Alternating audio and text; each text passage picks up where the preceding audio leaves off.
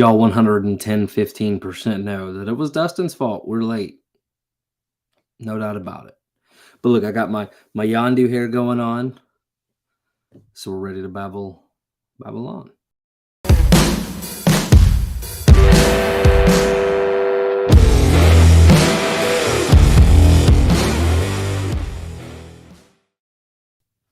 So what's up, chicken butts? Hope everybody's well. It's going to be a fantastical show. We have a ton of pickups. Ooh, some big boy pickups. I got $1,800 worth of comic books sitting right there. So don't miss that. We're going to be talking about Guardians of the Galaxy. Guardians of the Galaxy, the Santa Claus special, the Christmas special, the Mr. Bacon special. A little bit of bacon and eggs tonight for you folks. And then we're going to talk top 10 comics because Dustin did a video a little bit about some Fantastic Four and where his thoughts and opinions are on things. And let's get things moving forward. Oh, also simulcasting on Whatnot because why not? You know what I mean? So let's bring Dustin on. Boom. Hello, Dustin. Yo, what's up, everybody? Two Brothers Comics live back on Whatnot, doing the comic book Babylon. If you guys have never visited our YouTube channel, Two Brothers Comics on YouTube, every weekend we get together. We do a live show on our YouTube channel. We also stream it on Facebook. We're going to start streaming it on Whatnot too. So Nick's going to be joining me very soon, and we're going to be doing our first ever live Whatnot comic book Babylon. So we're going to be talking about the Guardians of the Galaxy holiday special, our thoughts on that. We are going to be talking probably a little bit of comic market talk, showing off some recent stuff we picked up. I'm going to show some stuff that customers have sent in to get pressed and clean this week, and I've got some monster books in there. And then we're going to be also talking about in our opinion, what are the top 10 most important comic books that have been printed, and that's going to be and it's going to pertain to their impact on the comic book industry. So it's going to be a lot of fun. And so I hope you guys are able to stick around and hang out. I'm going to invite Nick on now. Again, you guys can go hit the YouTube channel, Two Brothers Comics. We're on there right now as well. And got a whole nother chat going on over there. So That's right. You guys are ready to hang out and have a fun show tonight. And, all right. So let me see. I can't hear Nick because I've got that site muted. Oh, there he is. Okay. So I'm going to unmute the YouTube side of things. There we go. All right. Well, while you do that, and excuse us for working out the kinks. So hopefully you guys on Whatnot, if there's an echo, let me know. Hopefully there is not an echo there on the Whatnot side. But we are ready to go now. So YouTube family, what's going on, guys? Hope you guys are doing well. Yep, we got Ruben over here. We got Cap'n Comics, Tough Buck. Sorry, Tough. We were working out the kink. No, in all honesty, Dustin was taking forever. He got caught pressing and cleaning books too long, and was taking his sweet time. I've been here since 8:39. We were supposed to start at 8:40. I was here. It's crazy. What up, Bleeker? That now I'm the one that's holding us up all the time because I get in there working on these books and I zone out on everything else around me. What up, Bleeker? We were definitely doing that. Dan, what's up? What's up? The newbie show. Thomas, hello. Comics by the Bay. Vinny, Steve. I don't know what just happened. I don't know. I have no idea. We got blocked. Tough Book. What's happening? No, there's no way they just killed our live stream. It's possible. We got boloed. There's no way. I don't know. You never know. It shows we're still live. Who's? Anywho's. Not the end of the world. Okay, I'm back now. Yeah, I don't know. Man. Let's see. Are you in there? Nope. I don't see you or anything like that. Oh, all right. What up, Ruben? Nice hat. Right on, man. It is a good hat.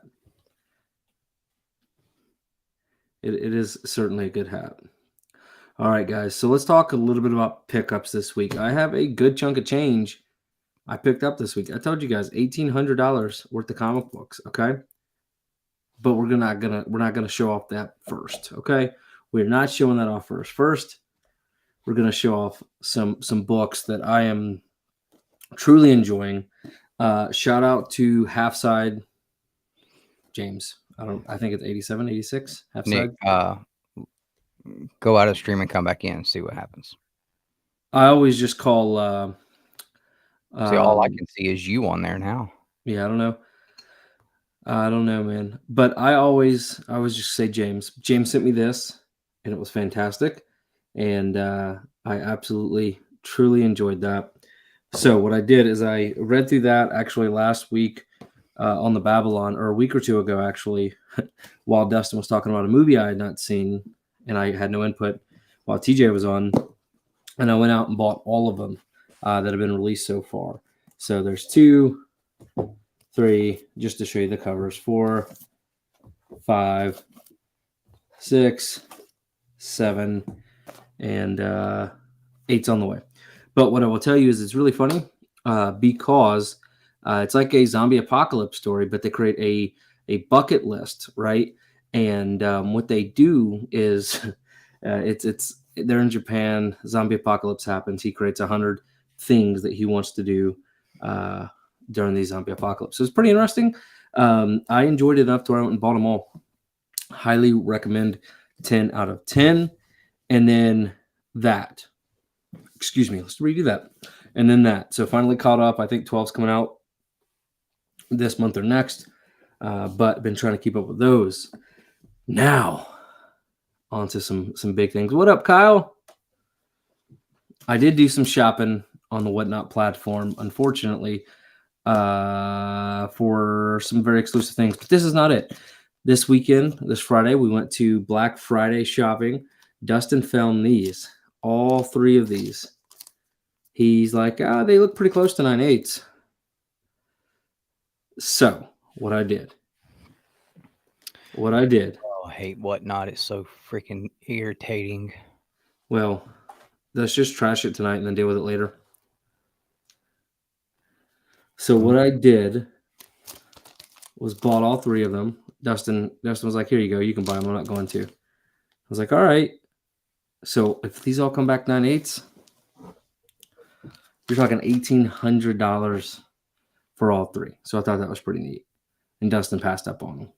He didn't know they were 50% off. I didn't either at the time, in all fairness. But as soon as I got the 50% off on them, I took them to my truck, sat them down, left them alone. Now, I got another box in the mail from Whatnot. I'm not going to show you the tape on there. I'm going to show you the tape.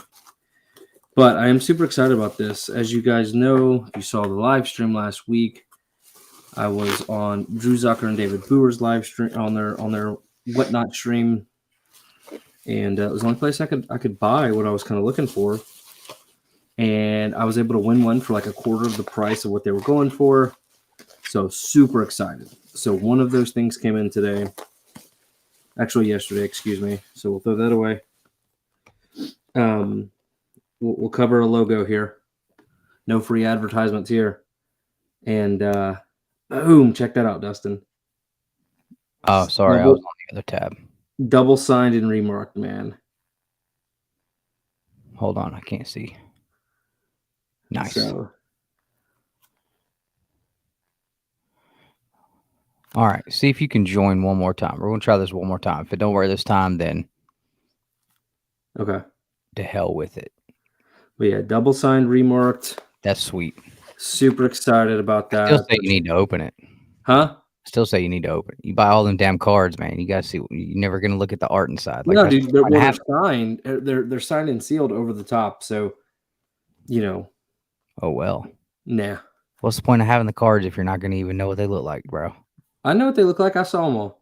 And that's the back. Got to cover the logo. My biggest complaint is like they were sent out to China to be made, but that's fine. But it's pretty cool because everything is the first edition, variant cover, story cards, 101 sketch redemptions, things like that. There's an ultra made in America shit out here, man. ultra rare, 1 out of 1, secret rare, and so super cool. I was very happy to have this, and just thankful I was able to buy it for uh, not all that much. So super pumped. And in that came a couple of double signed cards. So that's one of their sample cards.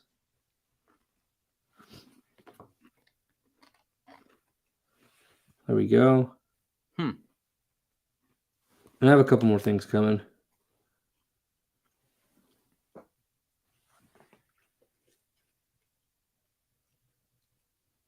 So super cool. Super cool. Super duper cool. I was very excited.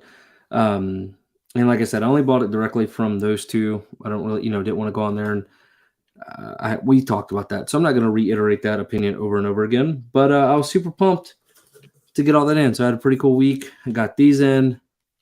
$1,800 worth of the comic book sitting here. You know what I'm saying? Mm-hmm. Dustin passed up on. And dang, gotta be careful. And some manga. So it's not like Dustin, what'd you pick up? I'm still trying to wait. I don't see you in the chat on the. Yeah, I've jumped out and jumped back in twice now. I haven't seen you in there.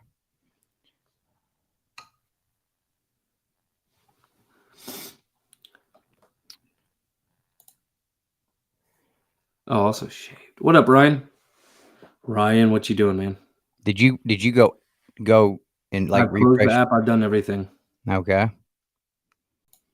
So I don't know what the deal is. Type a message in on there.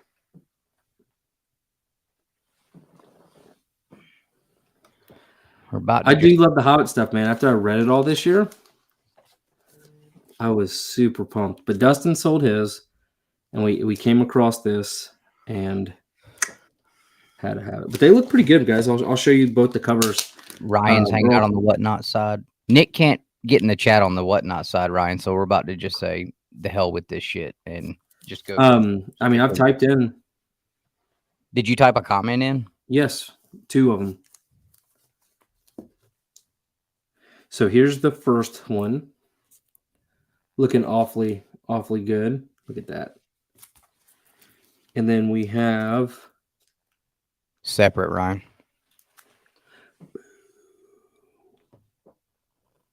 book 2. I honestly think I've never seen. This is going to be hard for me to sell these if they come back 9/8. I mean, look at that Gollum. And then the dragon Schmaug. So super cool, man. So I'm going to pack these up, get them sent down to Sarasota, Florida. Charge them to Dustin's card. Get it handled. So I'm super excited about that. Dustin, you said there weren't many hobbits on 9/8 on the census, right? I don't remember how many there was. Yeah, Ryan said he doesn't see your comments coming through either. So something's going on your side. Yeah, like I said, I've closed the app, opened the app, joined. Because I just started a new stream.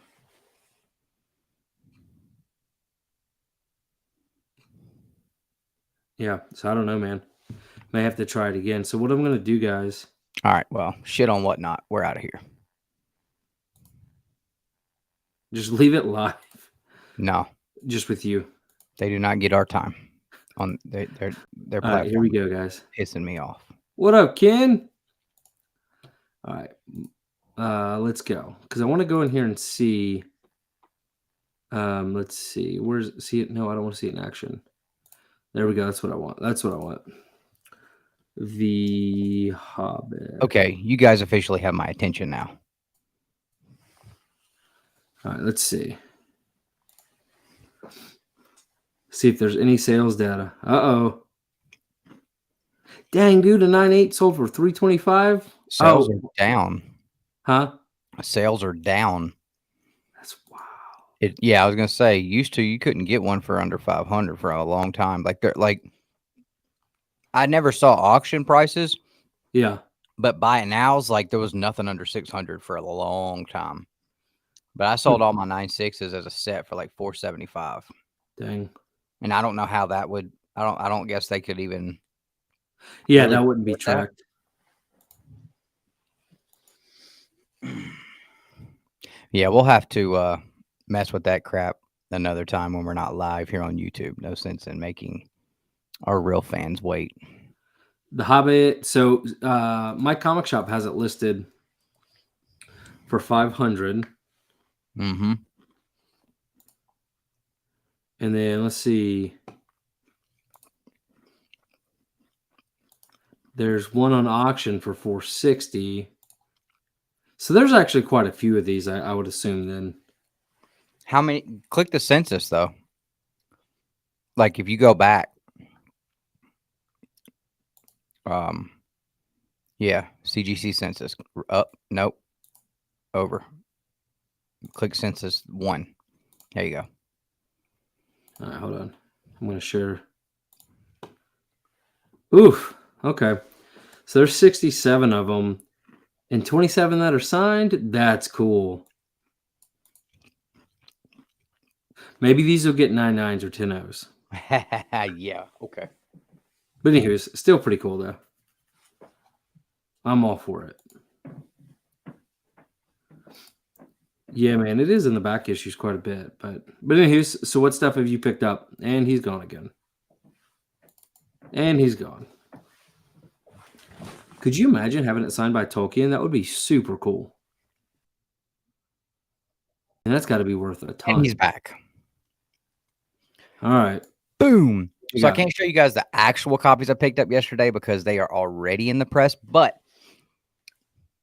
I picked up 2 copies of Teenage Mutant Ninja Turtles 62, the very last issue, the final countdown, the end song of Volume 1 of TMNT.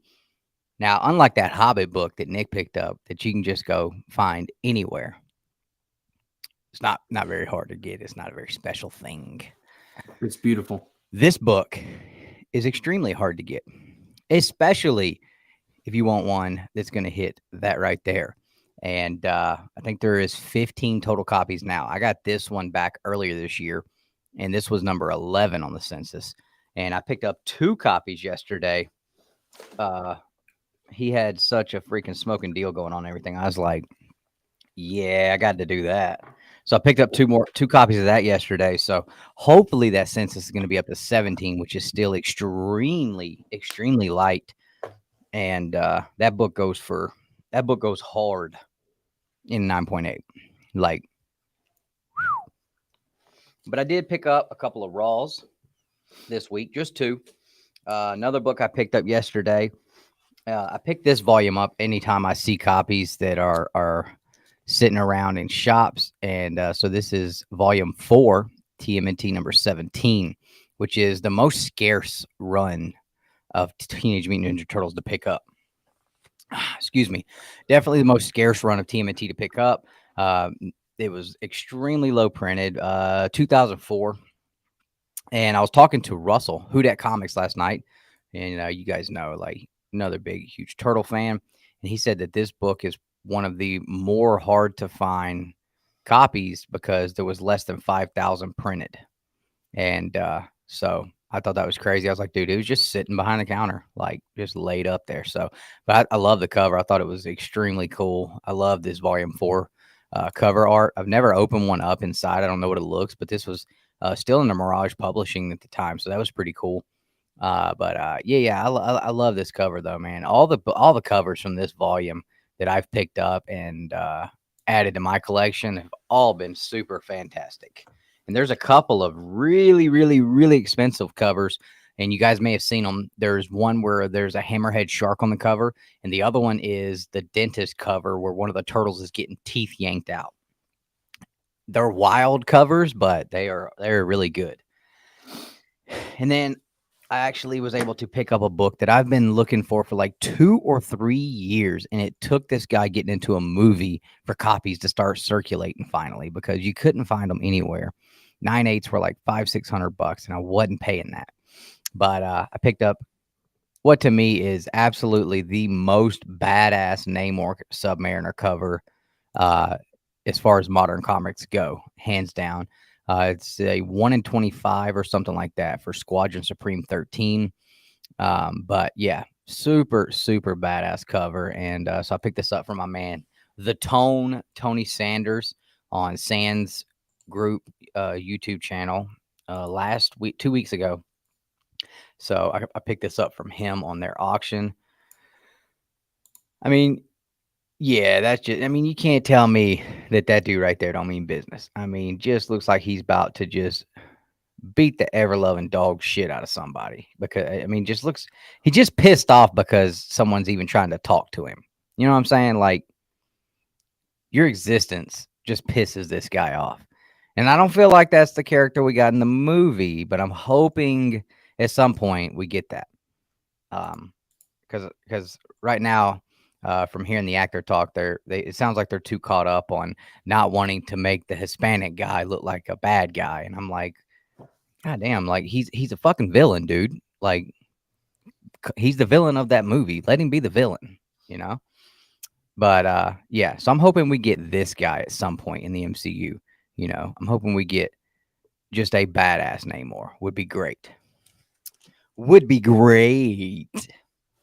You guys want to see some stuff that I'm gonna be pressing and cleaning this week? Some bad boys, I'm telling you right now.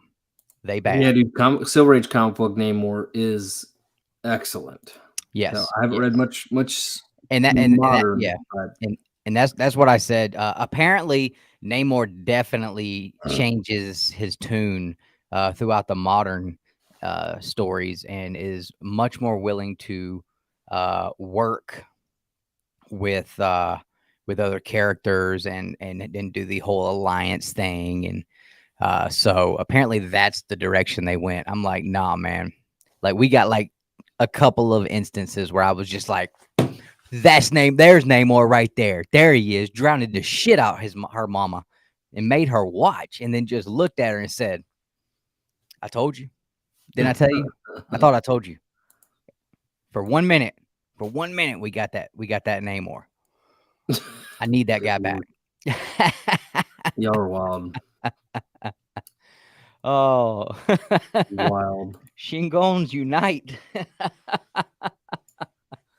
What's up, Trinity? But yeah, and I hear people all the time saying there's like 7 Namor fans on the planet. Well, I'm one of them. Damn it, I tell you that much. And I was before the movie, before we heard he was gonna be in the movies. Didn't give a damn about none of that.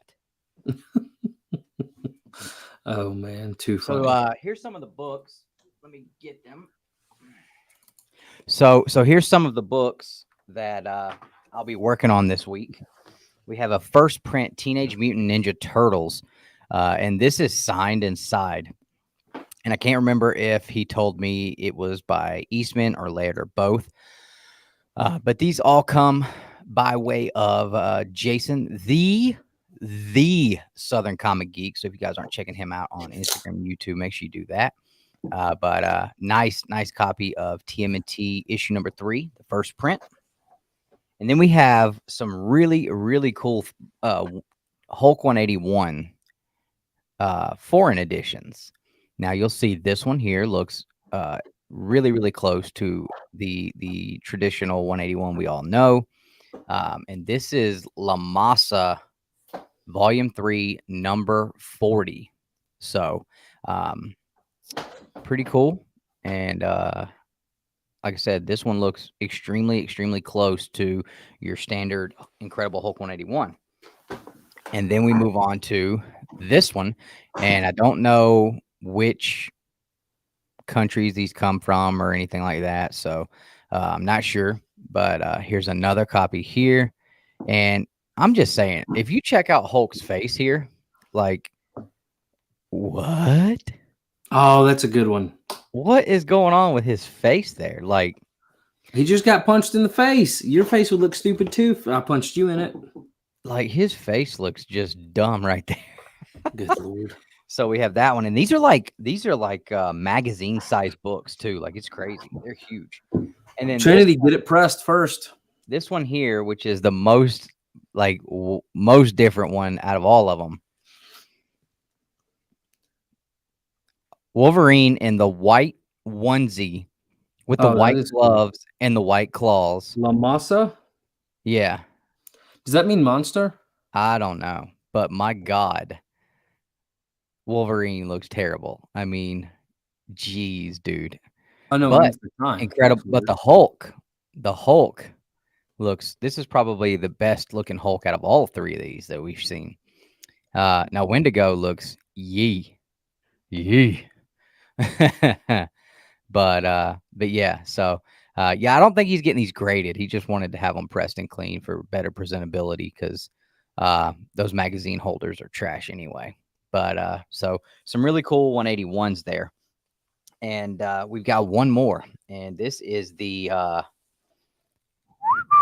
big one here. Now there is a theme here. There is a theme, and so this is a book. He hit me up and he asked me. He sent me some pictures, asked me if I thought I could do anything with it, and I was like, "Ugh, man, that's not sure without having it in hand." And I told him, I said, it's totally up to you, but if you want to send it to me, do I have a light flickering? Mm-mm. It doesn't look like there's a light flickering on your screen. Nope. For Then whatever reason. my monitor must be going out. Then great. No, so it could be, yeah, don't stress over it. Let's just Anyway, so I told him, if you want to send it to me, I can look at it, and that way that I can actually have the book in my hands and see what the paper feels like, and if it's something I think that can hold up to the stress of being pressed and clean, then I'll do it, and if not, then I'll let you know what I can and cannot do. So the book is this monster right here, dude. I mean, wowzers, that's a big boy. Incredible Hulk issue number 2, the first time we see the Hulk with the green skin. So super awesome to be able to kind of look through this book a little bit and see yeah, that's cool. Hulk this early on was super cool. But it's got a lot of tape holding the cover together. It does have the staples just barely hanging on, it looks like. Um, but it's been graded. He cracked it out. It came back a CGC. Oh my God, this freaking camera. Focus, you bastard. There he There goes. we go. CGC 1.5 with slight restoration to cover. So we're gonna see if we can press this and clean it at least. It's got a really bad spine roll that I would love to fix, but I'm just not sure the book structurally will be able to handle the pressure and just the absolute trauma that would be caused to this book worries me that it wouldn't be able to hold together for that. So probably just going to give it a standard press, clean it up, and see if I can remove that restoration. And hopefully we can at least get him a blue label on this one. So I know that would make him very happy. So I'm excited to work on this one though. This is definitely, in my opinion, the biggest book that I've worked on, and so that's really cool. A lot of people would probably, different people would probably uh, say that, if I sat here and went through everything I've worked on, not everyone would agree that this is the biggest thing. But to me, second appearance of Hulk, that beats out anything modern. Anything modern. Don't give it Mhm. what it is. So we'll see how it goes though. I hit him up and let him know earlier what we can do with that. So we'll see.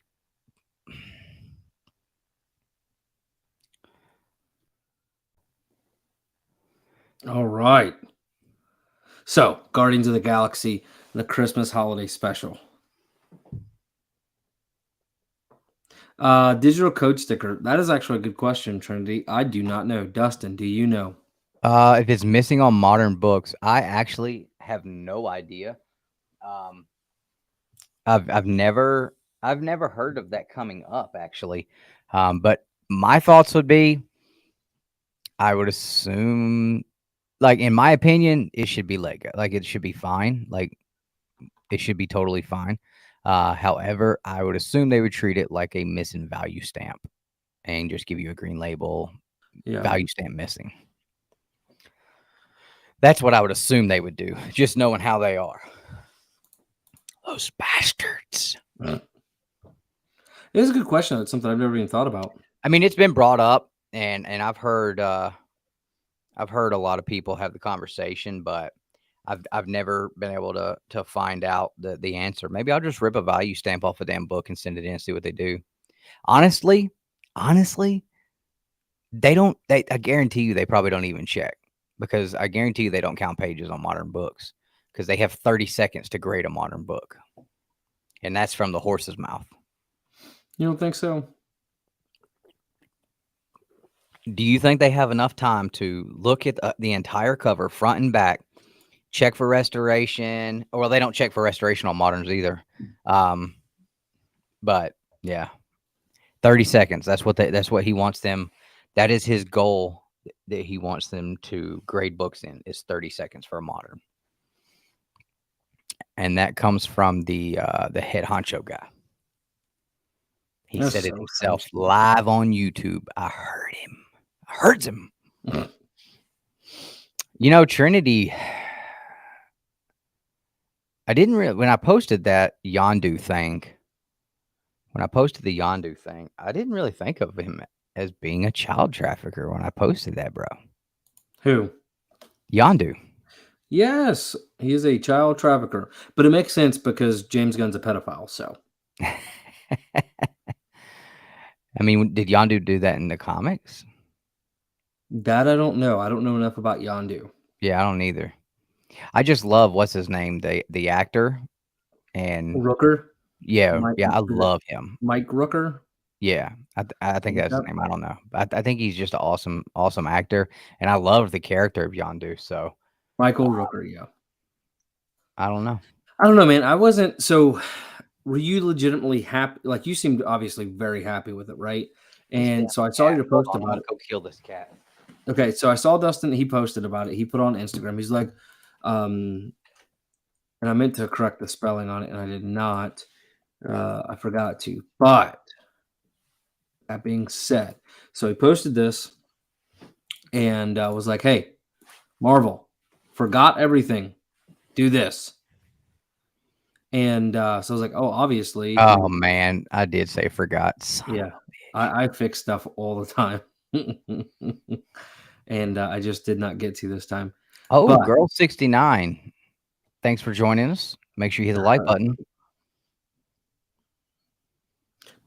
So he saw this. I was like, I don't know. So I watched it, and I'll be honest with you. Um, I will put it well above Thor and well above She-Hulk, and but like I would give it like a 6, 7 out of 10. You know what I mean?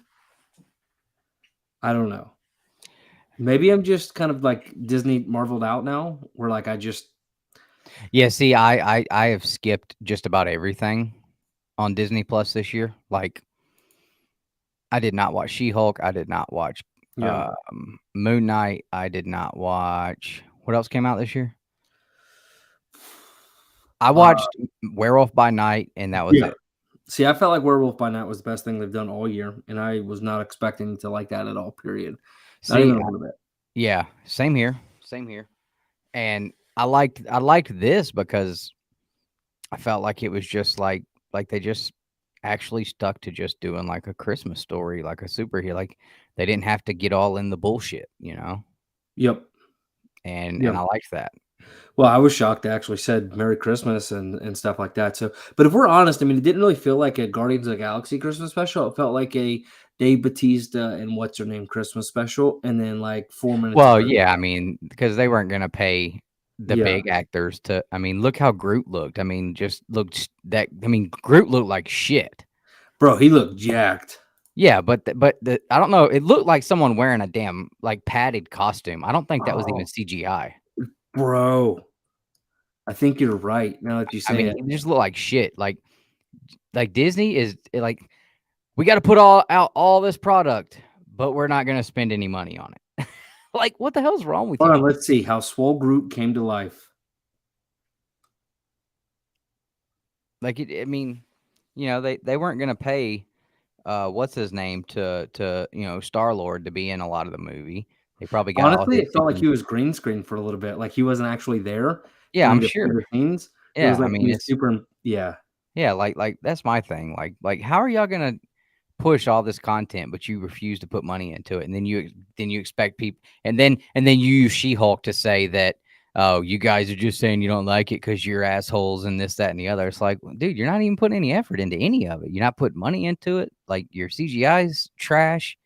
I mean, like, come on. Don't get mad at me because you're doing a half-ass job.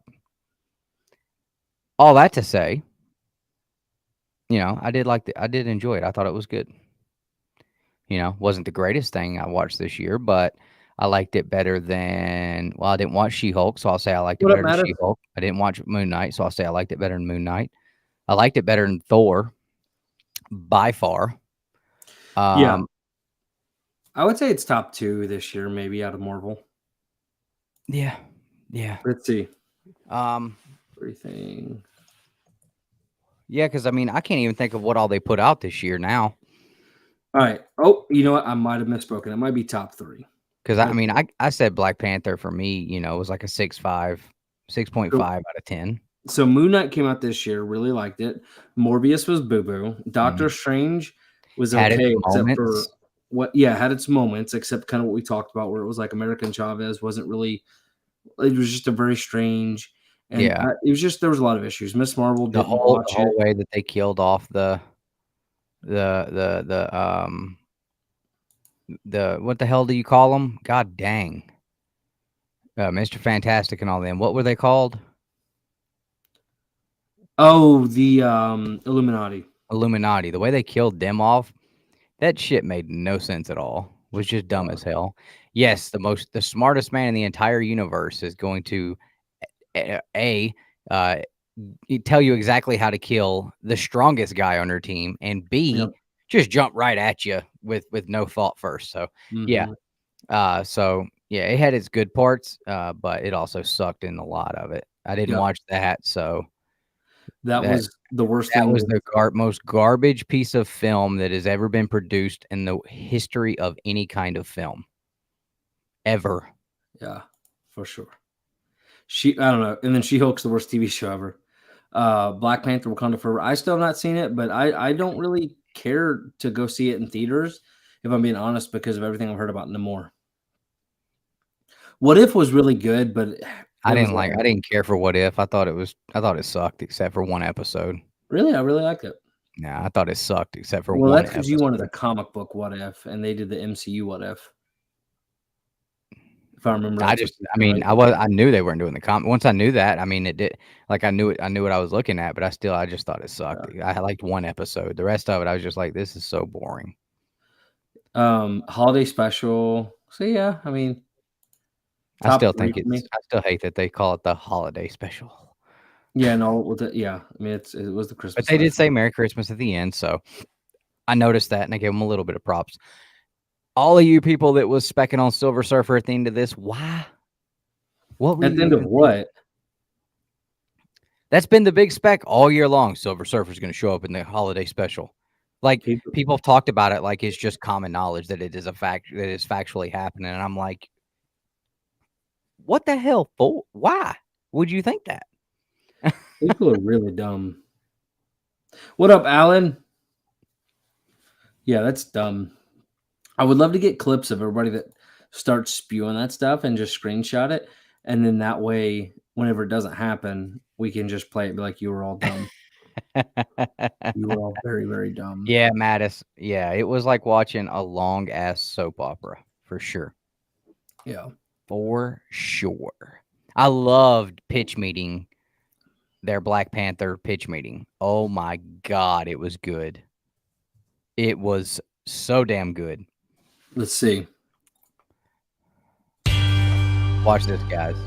Spoilers ahead. So, you have a movie for me? Yes, sir, I do. It's a sequel to a super popular movie, and it's gonna have blue people underwater. Avatar 2? Marvel doesn't make those, you silly goose. No, actually, I'm talking about Black...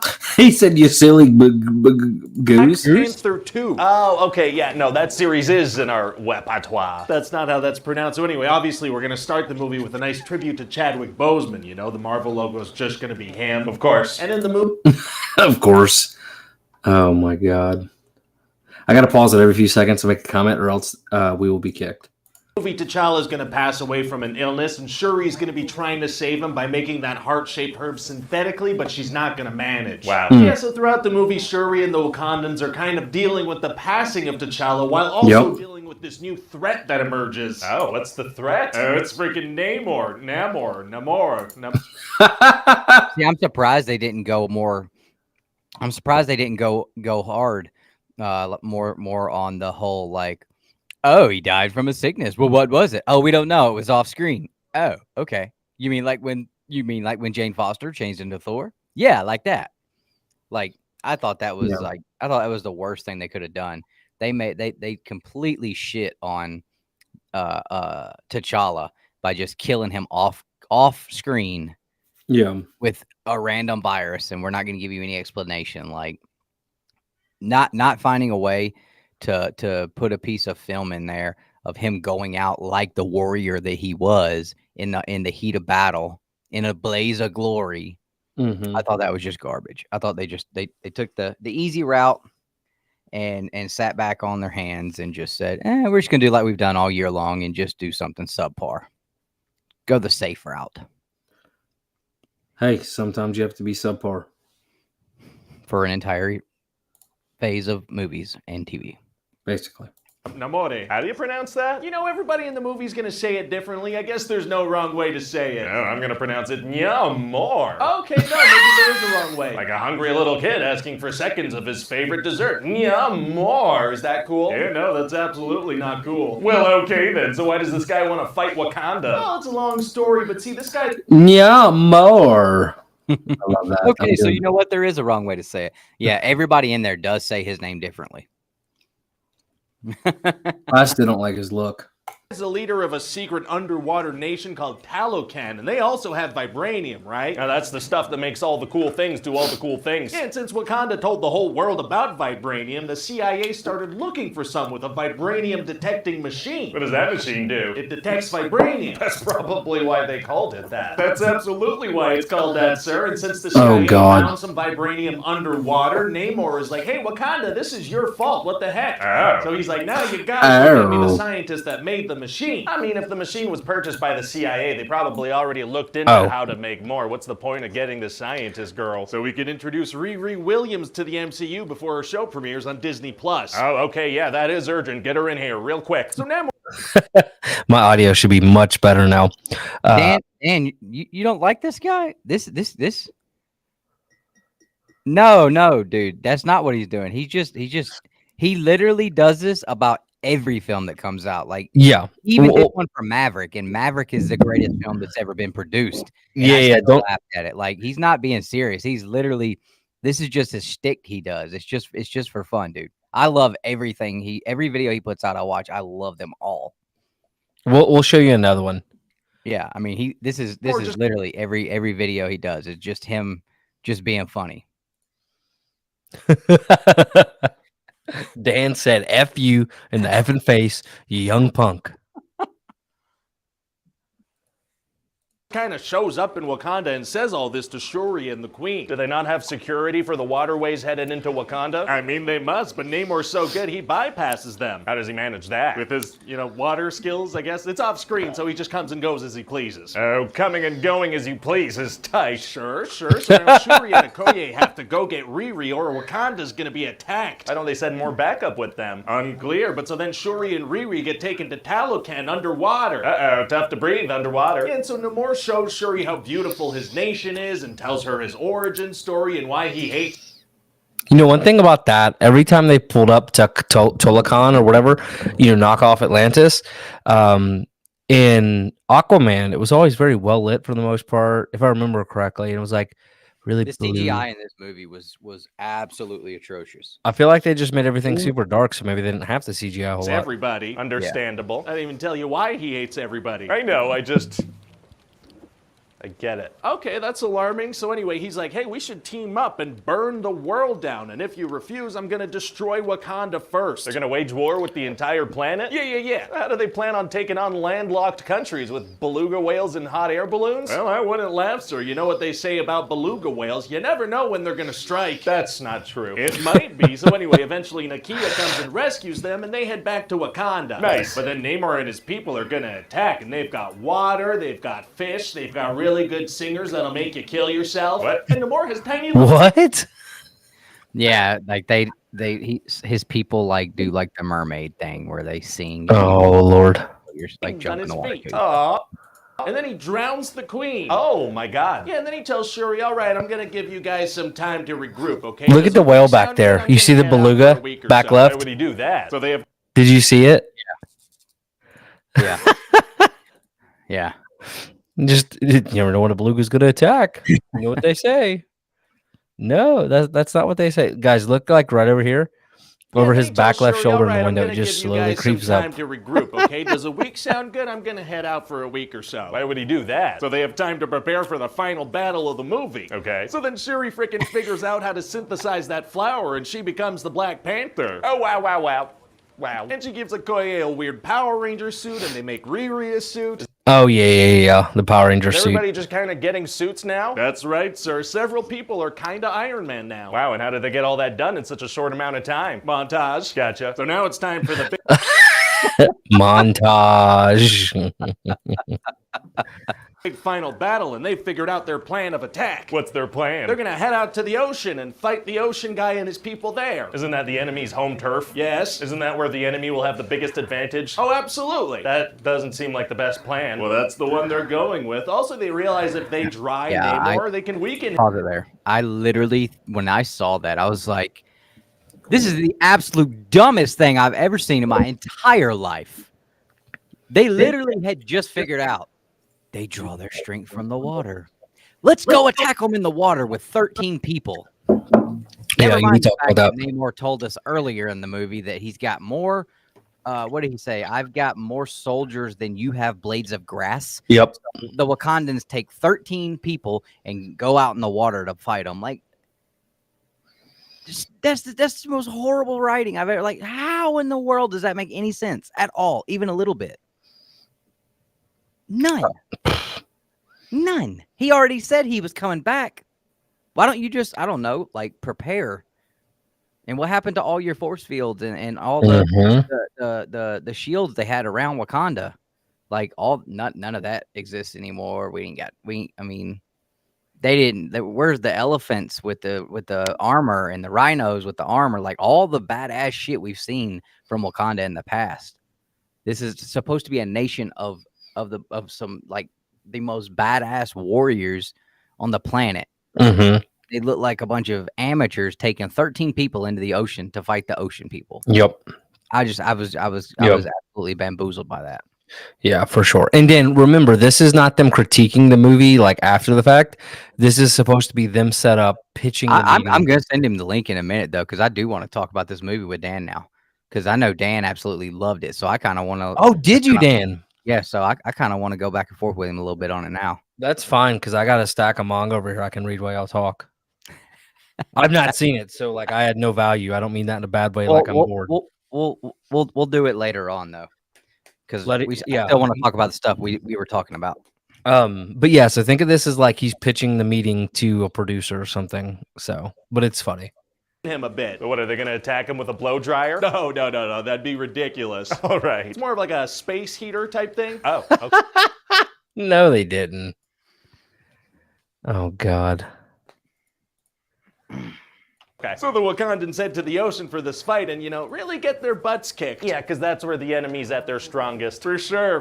But Shuri's gonna manage to dry Namor off a little bit and get him on land, so they're gonna fight while he's weakened. Oh, great. But then she gets badly impaled, right through her. Oh my God. Well, it's going to be impossible for her to beat I saw guy this with clip. that kind of injury. Actually, it's gonna be super easy. Barely an Barely an inconvenience. inconvenience. Oh, really? Yeah, because check this out. What she does is she's fine immediately. Oh. Yeah, all good right away. So What about the severe impaling wound. Shut up. So then she's about to kill Hey, shut this up. guy, but then she's like, hey, He what said, "What about about an the severe alliance? impaling And he's like, injury?" oh, yeah, Hey, okay, shut up. sure, an So- alliance. And she trusts That the was word of something this else I guy who said. just Like, killed how her did she mom go and made from that being promise under the threat of completely death. impaled and stuck, Yeah. shish kebabbed to a rock, to immediately just totally okay?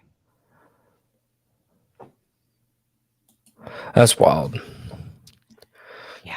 And like I said, I didn't hate this movie, but there was some things in it and plot holes that I was just like, this is why you guys are definitely sliding way down on the totem pole.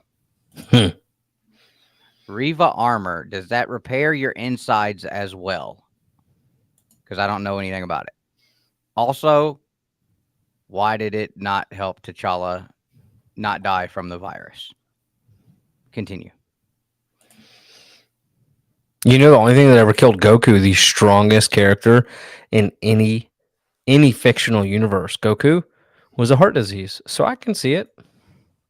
An alliance. And he's like, oh, yeah, okay, sure, an alliance. And she trusts the word of this guy who just killed her mom and made that promise under the threat of death. Yes. Well, great. And so, yeah, Did then you we hear find all out that? that the Black Panther had a kitten and Yep. we're done. What? So what do you think? Well, Black it sounds Panther like had a a great kitten and movie we're and a nice done. tribute to Chadwick Boseman. Thank you. Yeah, this is going to fit right in with all the other fantastic movies we'll be releasing in 2022. Oh, yeah, people are going to love them all, sir. Hi, everybody, it's Ryan George. Dude, I haven't seen this one, but I bet you it is hilarious. Some new Disney Plus content for me? Yes, sir, Oh, yeah. I don't even know if I could. He's literally got a video, like he clipped everything together and he did a sorry, I don't know how to do anything here. Hold on. He put them all together, all of volume 4 or phase 4. Gotcha. So, but yeah, this dude is quite funny. I don't always like. I got to be in the mood to watch him because he does certainly get annoying after a minute. But yeah, they do a good job over there at Screen Rant. That's probably one of the few things they do that's a good job. They did my man dirty. So Daredevil, yeah. So I only know that basically the two of them smashed, which doesn't really bother me a bit because they're both. How do I put this politely? They're both some hoes. You know what I mean? In the comic books, they both get around, so it makes sense. But the walk Yeah, of shame, that was that a was bit the part lame. that was just dumb as shit. For multiple reasons, not necessarily get into that over and over and over again, but Yeah, Daredevil's boots that he had special made to fight crime in all the time. yeah. We're not comfortable enough for him to wear home. Well, I felt like the same dumb people that were like, "Hey, we're gonna sign off on Thor 3 with all of this dumb humor that none of the jokes land, and talk about orgies and have naked Thor and whatever was going on with Zeus," are the same people who are like, "Oh yeah, people are gonna love this humor in She-Hulk," and also not hire people who actually love comic books. So, you know, we talked about that earlier this week. So, why do you keep joining? I don't know. Oh, are they dating? And I think that's fine. Like, I actually liked the actress who was playing She-Hulk. It's just the show took a total 180 and was just very, I don't know, it just wasn't my cup of tea, but I enjoyed like a little bit of it. I felt like the actress did a good job. I hate some of the changes they made because whenever the show came out, I was very excited. And I was like, I'm gonna go read some She-Hulk. So I read a bunch of She-Hulk to really get a good understanding because I'm of the opinion if I'm gonna complain about something, I should at least have some common knowledge or source knowledge, if you will. So I went and read a bunch of She-Hulk, and they changed up her origin a little bit, but yeah, I don't know. We'll I see. got Dan the link, so All right. I feel like he's gonna come in here and light me up, but Well, that's fine. if he does, he just better remember at some point down the line on a Friday night, I will get his ass back. I miss Justin. By the way, question for you all. Paper or cardboard or plastic for comic book action figures, things like that? Because earlier this week, Justin Birch and myself had it out. And now I He's- know why he got mad when I said that about the Power Rangers thing, because I saw somebody post that they did it to the Power Rangers too, because they're made by Hasbro, and everybody in those comments was pissed because Power Rangers Hasbro Lightning Collection is synonymous with bad paint jobs. Mm, So not being able to see what the figure looks like,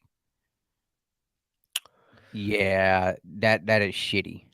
I sent you the link, Dan. It's in your Instagram, bro. people suck. Get that dinner cooked and then come on. Well, tonight's not dinner, is it? I thought he only does that like every other week or something like that. Maybe I'm wrong. No, I don't Saturday remember. nights is his dinner. He cooked dinner for his wife night.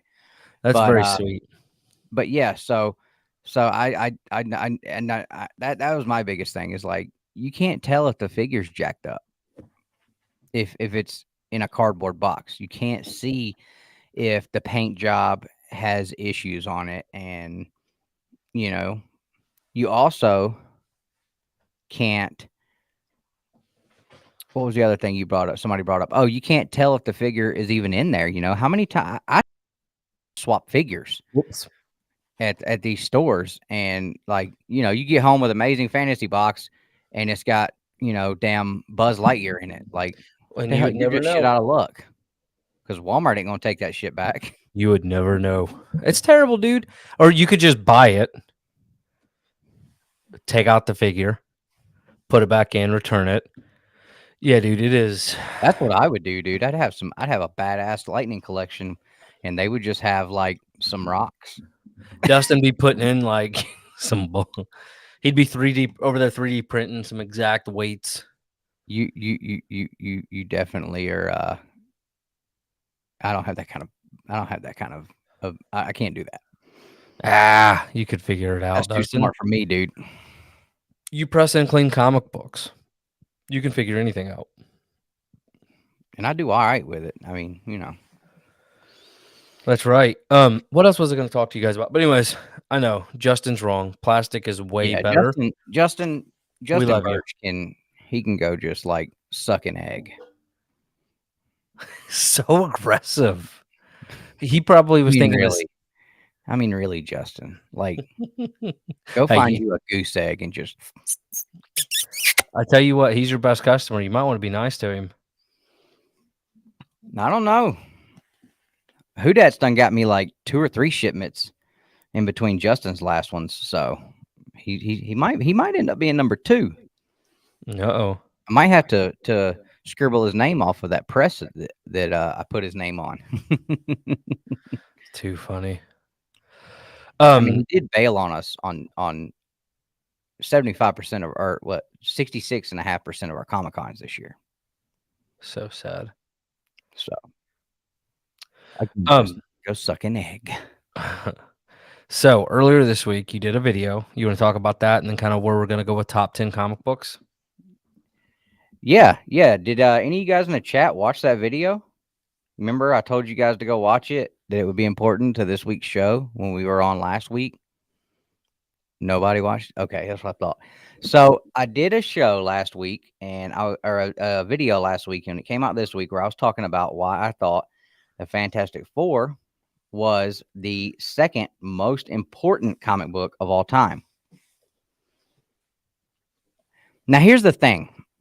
I did ask for comments, and I did want to see what other people thought. I expected everyone to disagree with me. And most people agreed. And even some people that didn't agree, they still, you know, like, I see where you're coming from, but I think this, and like, totally cool. And we talked about it.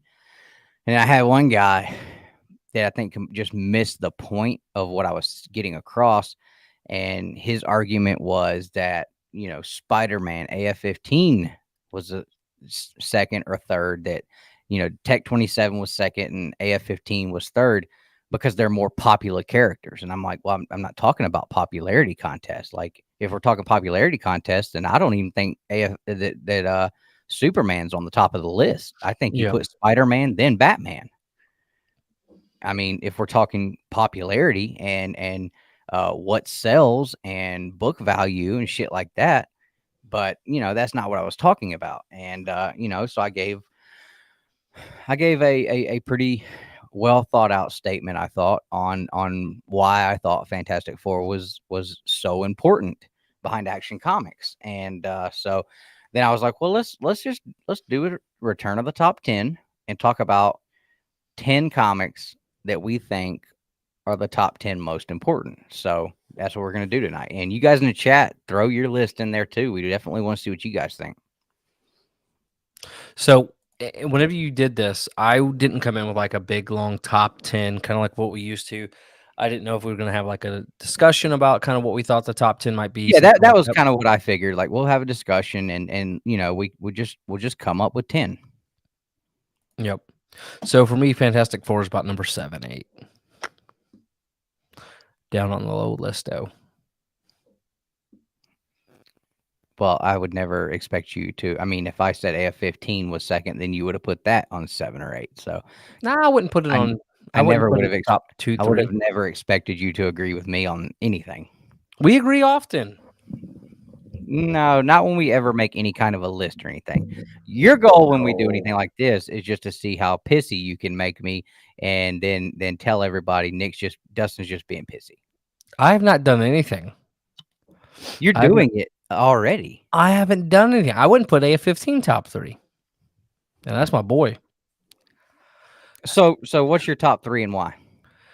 No. This is not how this is going to work. You tell me your top 3 and why. I already told my top 3 this week. But not I actually everybody's gave watched my it, so top you go 5. first. I gave my top 5 this week. Go ahead. I said Action Comics number 1, absolutely the most important comic that's ever been written. Yep. And again, guys, like this is not a conversation of,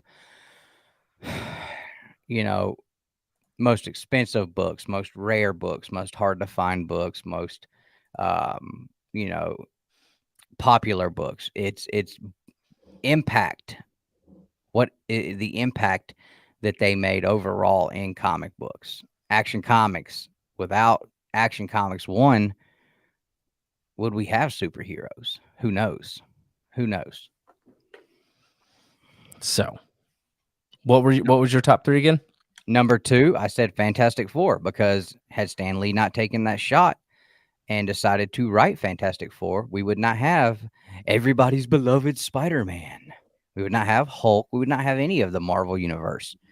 And if we didn't have the Marvel Universe, if we did not have Marvel Comics in the Silver Age, I really don't believe DC Comics would have been able to carry the flag for comic books into the future. And I don't think we'd be sitting right here right now talking about this stuff. And I think we made that point last time Dan was on, when none of us could come up with a damn thing from DC Silver Age, including the people in the chat, that was just abundantly fantastic story-wise.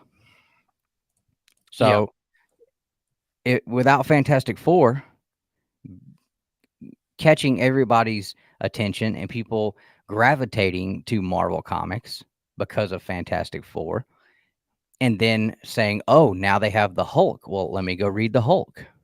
And then, oh, they've got Spider-Man. Well, let me go read Spider-Man. Without Fantastic Four, that shit does not happen. Number 3, I said Tech 27. Why didn't I put Tech 27 at number 2? Because, again, I don't think Batman would have been able to carry the torch of comic books alone by himself going forward. Now, I acknowledge, as a Batman fan, I love Batman. Batman's absolutely top 3 of my favorite superheroes, but I don't think that comic book would have been able to carry the torch by itself. And Tech 27 brought us Batman. The Batman series brought us Robin, Joker, Catwoman. Outside of those characters, the general public, how many other characters from the Batman series, from Batman comics, does anybody really know or give a shit about? And that's not me saying that they're not important. There's a lot of them that I give a shit about.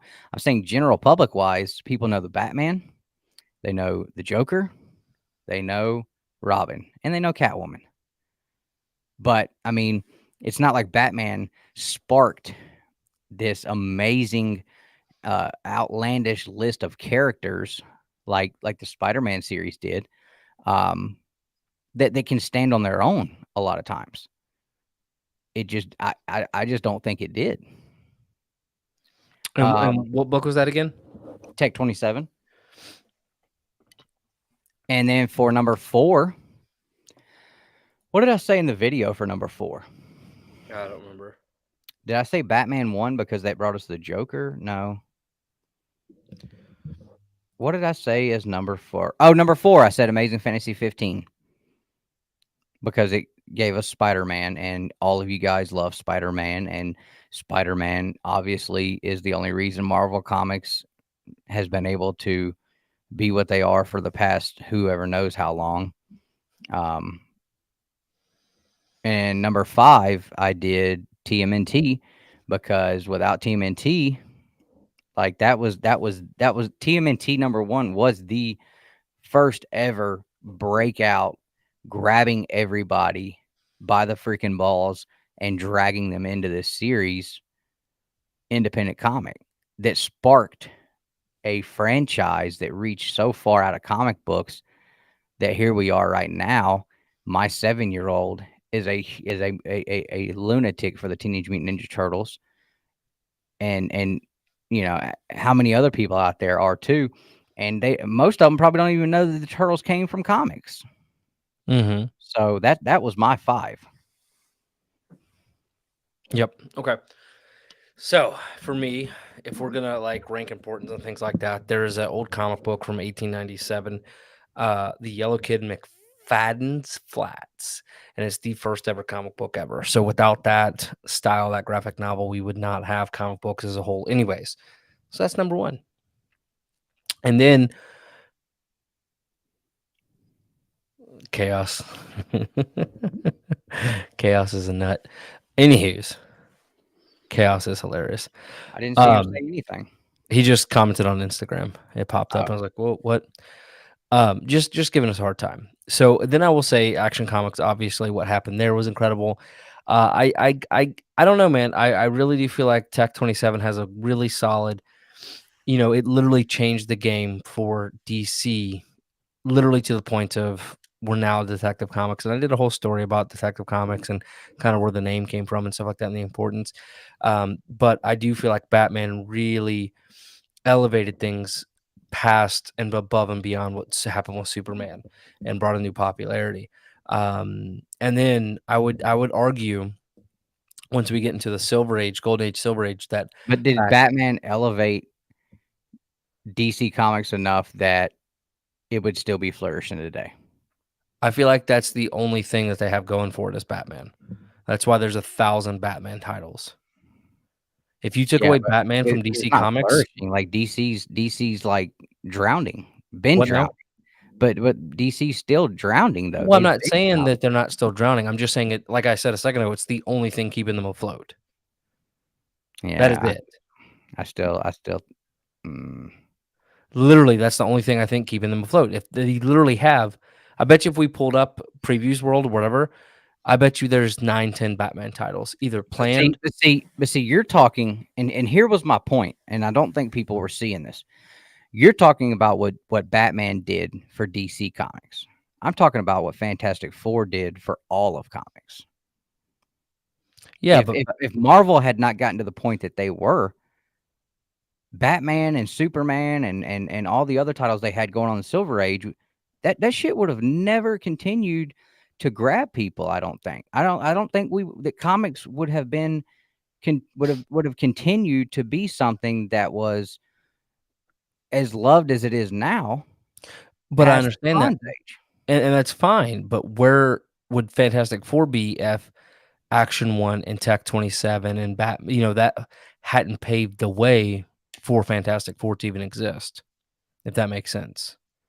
I'm not saying it's like this is all opinions, right? I'm not saying you're out of line, I gotta check something. Hold on. right? Before I speak and try to give you a what I think it would be a very good answer, I gotta check something. Now, here's where Dustin's really not going to like what I'm about to say. is I think there's a very solid argument for Showcase number 4 being above Fantastic Four for a very similar reason to what he's saying. Showcase 4 is what brought the Golden Age into the Silver Age, and it is often credited being one of the most, if not the most important Silver Age comic book of its time, and kind of pulling out of the war times and stuff like that and really revitalizing. And that came out, when did FF come out? 61, 62? 61. Okay, so And it came out a full 5-6 years earlier. Me too, Kyle. I think it'd be awesome. So I think Showcase number 4 would be up there, right? I mean, it can be in there somewhere, but I don't think that. Look, it's all opinion, bro. Yeah, but I mean, You're it just. don't take it personally and don't I'm get not. grumpy. I'm not trying to get you grumpy. I can't understand what would make someone believe that though. That Showcase 4? What do you mean?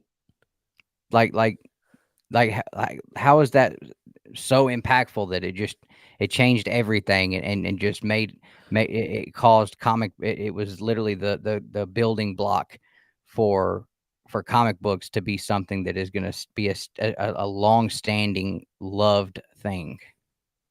Well, it revitalized really superhero comic books, specifically in that period, because during the war times, a lot of war books were coming out, and it wasn't so focused heavily on superheroes and things like that. So while Fantastic Yeah, Four, when it came out, may have been much popular, but yeah, but you had stuff showcased it like first. Captain America going on that was a It wasn't superhero selling that well. people love. You still had Batman, you still had Superman. They weren't war books all the time. But that's what I'm saying is it revitalized. Showcase 4 kind of revitalized things with sales and popularity and stuff like that. So it may have been going on, but it just wasn't it wasn't. It kind of was. It was flat, right?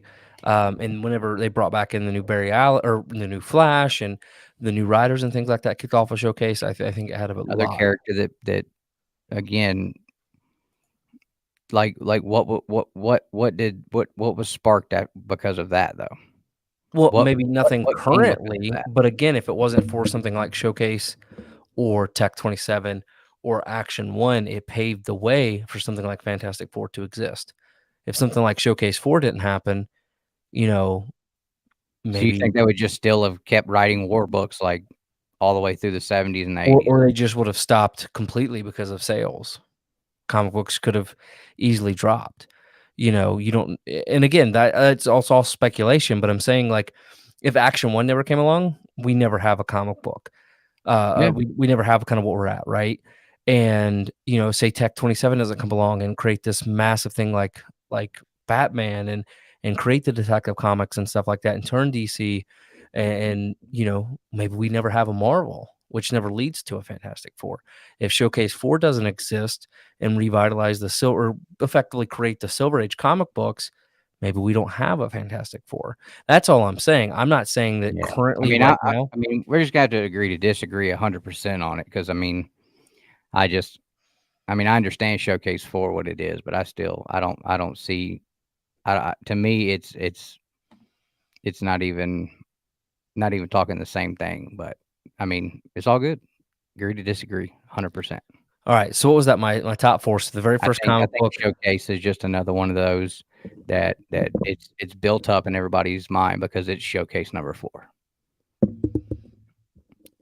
Well, it's very built up and specific because of what it is, right? It's not like it's the new hot spec book of the day where people are just talking, just to hype it up. Well, no, I'm not saying that, but I think, like I said, to me, it didn't do anything close to what FF1 did. Nothing. It's not even in the same boat. FF1 saved comics in general. I don't know, man. Nobody gives a shit about Flash. Nobody gives a shit about Superman, except Mark. I think a lot of people do care a lot about those characters, but the last 20, 30 years, they've been destroyed. Just like most people don't care about Fantastic Four right now. Nobody's reading Fantastic Four comic books. Dude, nobody even buys the old Flash books. I do. No. not Literally like the other night, you saw all of my Flash comic books I pulled out. Yeah, when's the last time you bought one? Well, what comic books am I buying right now, anyways? Spider-Man, Marvel. Just Spider-Man, though, right? Yeah. Why? That's it. Because I read it and I liked it. Why are you buying Spider? Why ain't you buying Flash anymore though? Why haven't you decided to go read Flash? Because it hasn't You've interested me. never and heard anybody because- say that the Hold on. Flash was a great series to read. I've never heard anybody say that, past early Silver Age Fantastic Four is great to read. You know what I mean? And I'm about to find that out. Same thing with Spider-Man. Same thing with Spider-Man. The last 30 years has been awful, right? No, but everybody talks about how Spider-Man probably has the greatest first 100 issues that's ever been printed. And then, to answer your question about the DC stuff, What I'm saying is, hold on, to answer the question about why I'm not reading more DC stuff, because a lot of that stuff isn't readily available to read digitally because it goes back to Golden Age, right? Like I'd have to track down read via omnibuses and a lot of that stuff. But that's just to kind of answer your question there.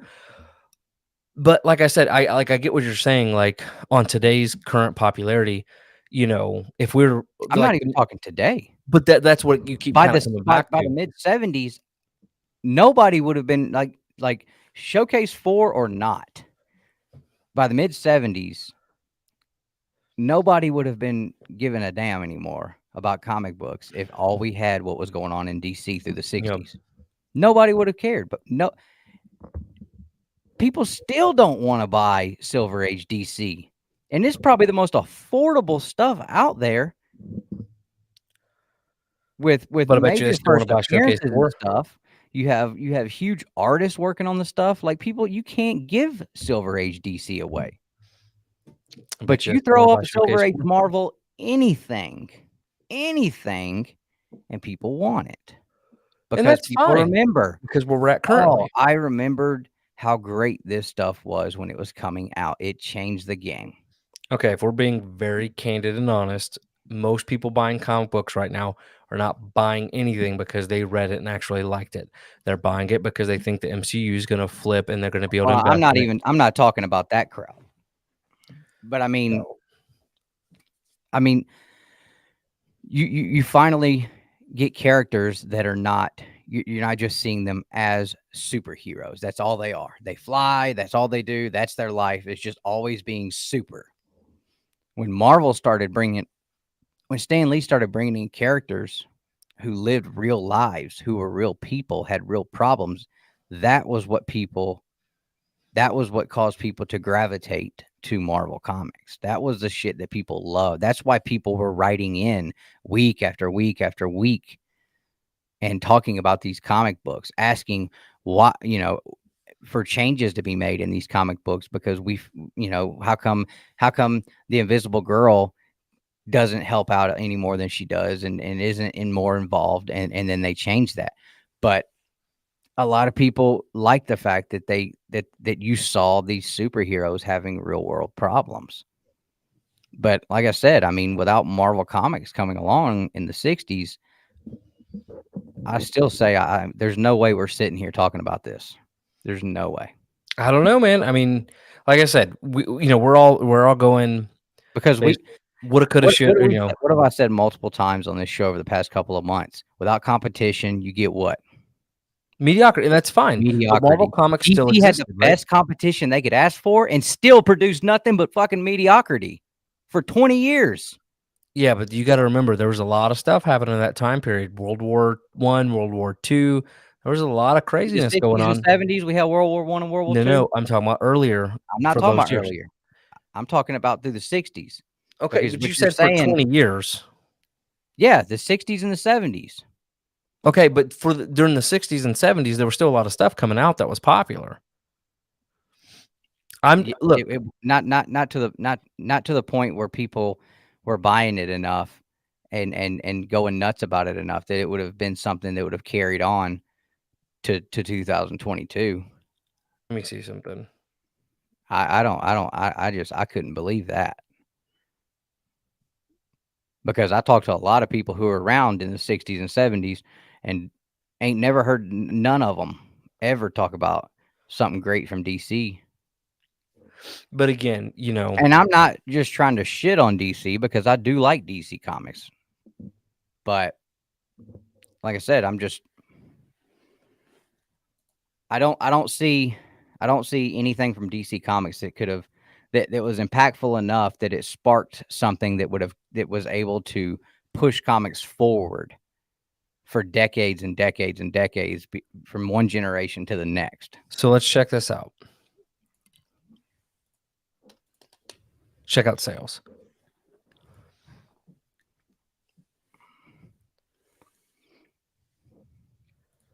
All right, so 1960, and I know this is pre-FF, but I'm just starting here. These were the top 5 books: all Walt Disney, Mickey Mouse's, and Superman. Okay. All right, so let's see if we can get over to 61. This is the year FF came out. 1, 2, 3, 4, 5. Uncle Scrooge, Superman, Superboy, Jimmy Olsen, all Superman, right? Let's see where if Fantastic Four lands on the list.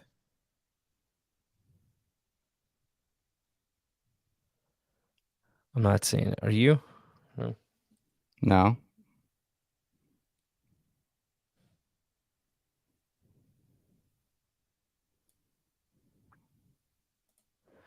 Okay, so they said it would be a while before it printed its first statement. Let's see how many issues of Fantastic Four #1 were sold. Let's see.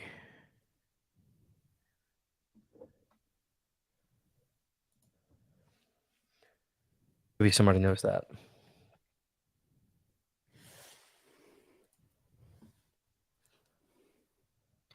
Go to the next year. No, I am. I was on a separate tab looking. Oh, okay. Yeah, so this is what I'm looking at right now. I was hoping that they might be able to put out, like, you know, how many issues sold. I couldn't imagine they printed a shitload of them, being that it was just like a. Yeah, I mean, don't hell, know. at that time they had gotten rid of damn near everybody. I'm just shocked at Uncle Scrooge being #1. If we're honest, look, at this point, maybe it's Dell that saved comic books and we're both dumb. I mean, seriously, between Archie and Dell, Marvel had Tales to Astonish, but it was doing nothing, dude. During this time period, it was all DC, man. All DC. All right, 1962. There wasn't even a Marvel on the top. Sorry. Okay. Marvel modeling with Can't Millie. see your page. Oh, sorry. Share this tab. There we go. So, Superman. No wonder there's so many out there. Flash is top 14, top 15. You don't get Now, Marvel. is this average copy sold or ordered by newsstands? Average copies sold per issue. So this basically it's the sales data. I mean, it has to be like ordered because like even sales data now is just based on ordered by retailers. They're not keeping up with how much the retailers are selling. Yeah, there's no way to really track that. That would Yeah. be almost impossible to do. But So, it's I mean, still a good. yeah, I mean, it could be a thing of Well, here's the thing, though, right? So because this is year what 1962. 2. Yeah, So, but again, you know, newsstands, they're not going to order 700,000 copies of a comic book if it's not selling pretty close to that, right? yeah. I mean, especially if it's something new that people, we didn't have like we do now, where people are able to just get online. It's got to get around word of mouth. So I wouldn't expect. These I'd are be probably interested pretty to close. see how long it took for it to Yeah. catch on. So let's see. This is 63. All Gold Key, more Walt Disney. Tarzan, Jesus Christ, Flintstones, really? That's crazy. Yeah. So you don't get an actual Marvel top 3rd or top 25 until you get Kid Colt, Rawhide, and then Tales to Astonish, right? and you don't get a Strange Tales, Tales of Suspense, Journey, All those are just that's all just Patsy. like pre-code horror type stuff and sci-fi. Yeah, because again, during this time period, a lot of these were going to kids and women, right? Like young kids, Mm-hmm. and this was the only form of entertainment, so it makes sense. But Yeah, because hell, I think we're both wrong. Maybe Gold Key is the savior of comic books, not yeah, everything else. yeah, Flintstones, something that's worth even less than all of that shit we've been talking about. yeah, but Something that is cared less about than everything we've talked about today. yeah, Aquaman, that's shocking. But all right, so again, Marvel's way back down the list again this year. Mm-hmm. Still And by no this FF. time and this is what year? 63?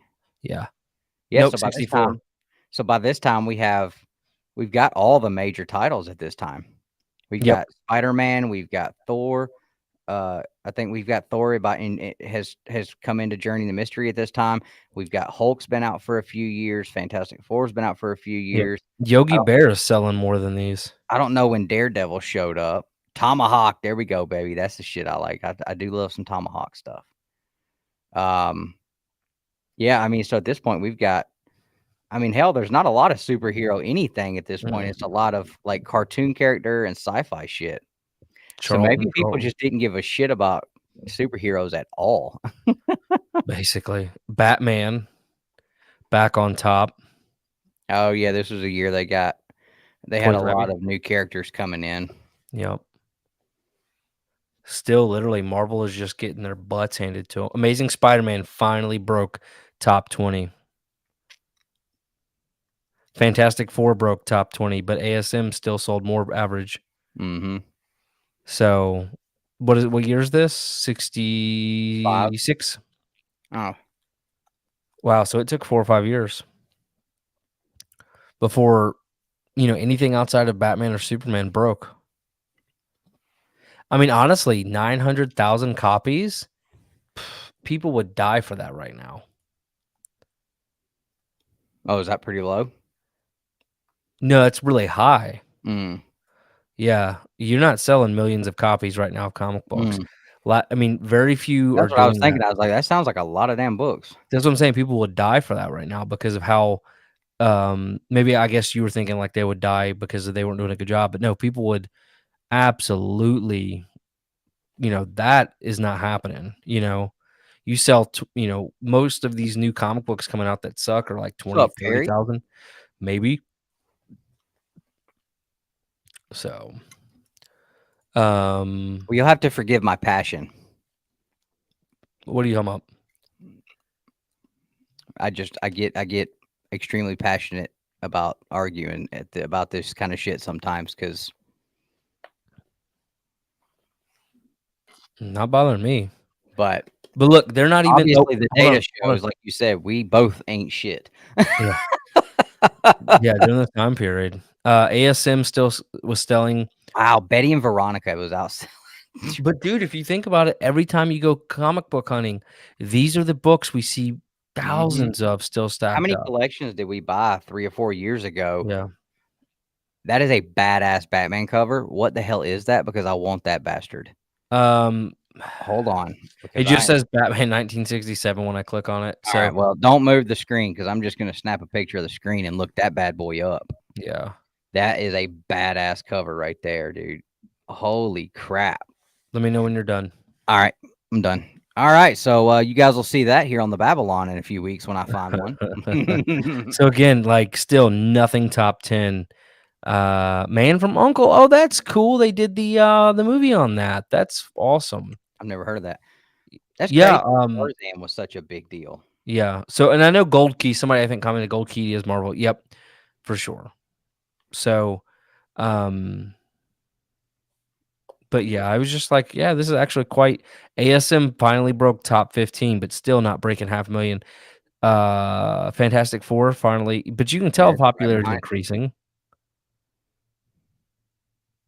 This is interesting. We should have done this a while ago. Combat, Fighting Marines, Mm-hmm. Mad Magazine's coming in. Or no, that's not Mad Magazine. That's just Mad by EC. I don't think that's Mad Magazine. 1.8 million. Oof. No, it's Mad Magazine. Is it? Okay. Mhm. Yeah, because it was like extremely popular when it broke. All right, let's see. Still top 5 is nothing but Superman to Batman. ASM's almost.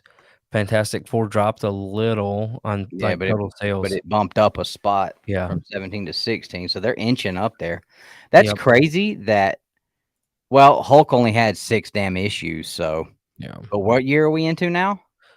69. Yeah. Okay, so by now, Hulk has his own title, Captain America has his own title, Submariner's got his own Yep. title, Iron Man has his own title, Yep. Daredevil has his own title. We don't have Ghost Rider yet. But I So mean, we've got yeah. Avengers, all your big boys, Marvel big boys are in here right now. Mhm. But what's interesting, dude, if you look, like, what did I say? 800,000 copies a couple years ago. Now the top one's 515. So comic book sales as a whole are dropping really poorly as we get into the 70s. And, ASM finally beat out Batman for the first time. Fantastic Four beat out, not really a lot, but it's, top 15 now. And then you have Thor and Incredible Hulk. But Incredible again, Hulk popped in there. but if you look, dude, a couple years ago, 260 would have put you, not even top 50. Yeah. Like all these comic books, Rawhide Kid, some of these that were like super Mm-hmm. clearly there's People are starting to get out of keeping is up this when with, like TV was introduced? When was television first introduced? it was sometime in the 70s, I think. Yeah, look that up and see, because that could literally be what's happened. Old TV dinners. Still, Archie, 515. Yeah, so it's very much so the same this year. Nothing changed really. Television was it okay, so we're talking it says here the number of television sets in use rose from 6,000 in 1946 to 12 million by 1951. By 1955, half of the U.S. homes had one. Mm, It says 1950s was um, considered the golden age and one of the most popular eras of TV, percentage-wise. So, okay, TV's been around a lot longer than I thought. yeah, I wouldn't have. Oh, that was so male 6565 says, um, wasn't Marvel only allowed 6 titles by distributors until 1968? I don't know, honestly. I mean, these are all really cool things, and I don't want to pretend like we know more than we do, obviously, right? So stuff like Yeah, that's really cool I to mean, know. we're just trying to kind of like I mean, at this point, we're just it's kind of like, oh, 1970s is when it went to color. Gotcha. That's I think maybe that's what I was thinking then because I knew something happened with Yeah. TV in the 70s. So, but it looks like Comic-Con stops from 60 to 69. Really? Yeah, I don't know. So that's weird because then it goes 2013, 2021. Oh, so it doesn't go through the 70s. Nope. Because I kept clicking forward and it wouldn't go to the 70. Hmm. Yep. Well, that was Dang. still extremely interesting Enlightening. to see Yeah. for sure. Yeah. But so, okay. So, kind of to prove my point, though, what I was saying earlier about comic book sales. And obviously, like, we know comic book sales have declined. 25 years ago, Heroes Return begins. So look, 209, fantastic. There you go, Dustin. This is the most popular comic book of the era. Fantastic Four #1. You were right, just about the wrong era. Oh man, so dumb. Oh, well. Um, Oh, never mind. yeah, let's see. I wanted to go to yearly sales again, and let's just look at like 2013 and kind of Yeah, I see. mean, I'd be interested to just kind of keep going through it up to current and see what it shows. See, but it's not doing it like it was. See, it's not giving me a top list. That stinks. Yeah.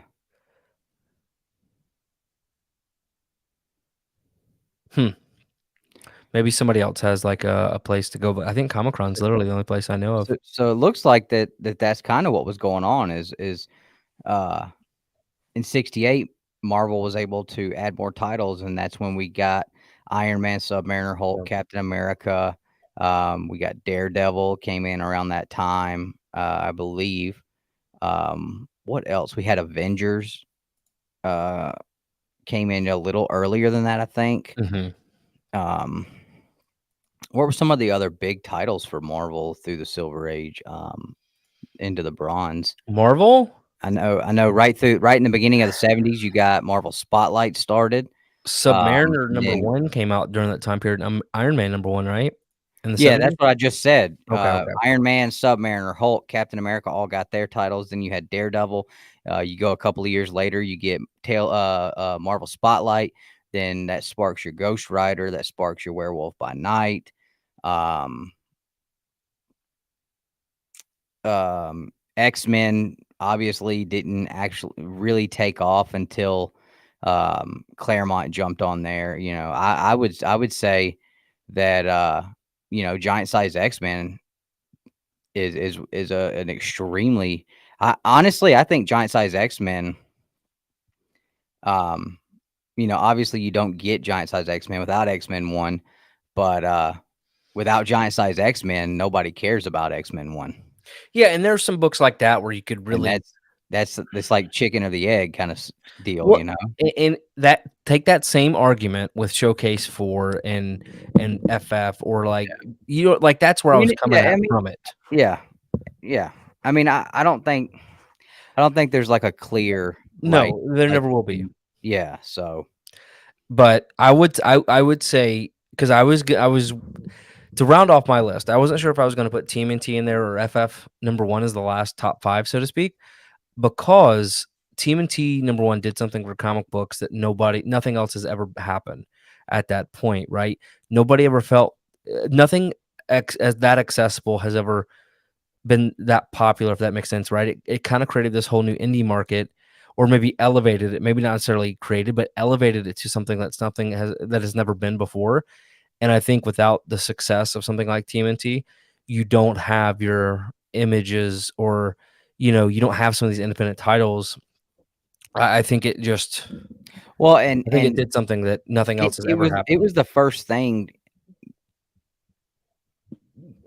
and people will probably disagree because I know that the West Batman was a big deal, and then you had the Goofy Spider-Man series too. But Turtles, when Turtles got the cartoon, so when Turtles got the cartoon, it was such a huge success. It forced them to they were forced to go back into the comics and change it.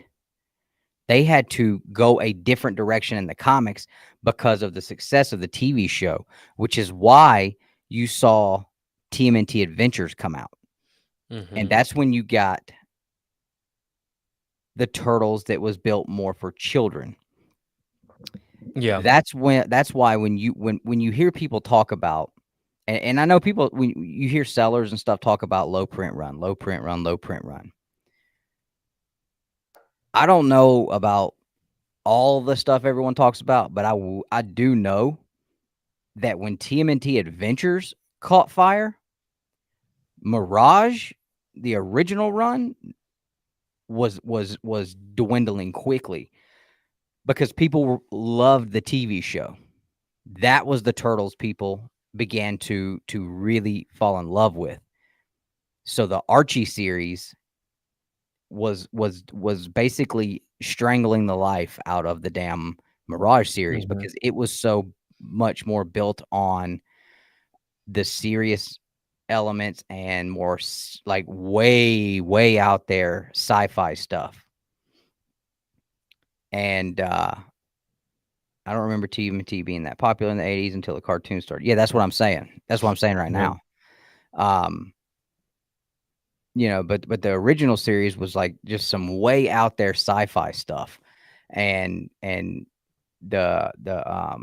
Archie Adventure series, like I said, it focused on stuff that translated a lot better with people who were really enjoying the TV series, and it gave something for the kids and everything. So the later issues of Mirage are, that stuff is definitely they weren't printing near as many because they weren't selling the stuff. So, but yeah, I mean, TMNT number one as a comic book, as a standalone comic book, it's probably nothing. Yeah. But what it created as a franchise, that is where your importance lies, in my So I opinion. am curious though. So say hypothetically we throw TMNT's comic book popularity because of the show, and then the show kind of sparked back to the comic book. Let's Yeah, throw that out there. Say hypothetically that happened. Then what is the first?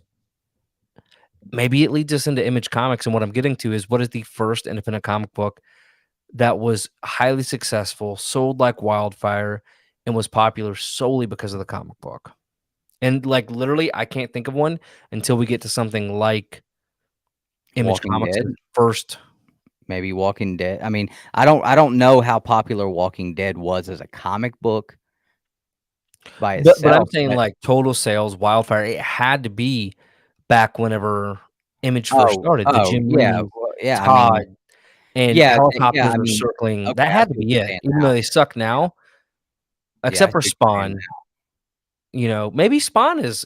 You know what? Maybe Spawn really deserves to be up there as a very critically acclaimed comic book because it was independent. It was widely popular. But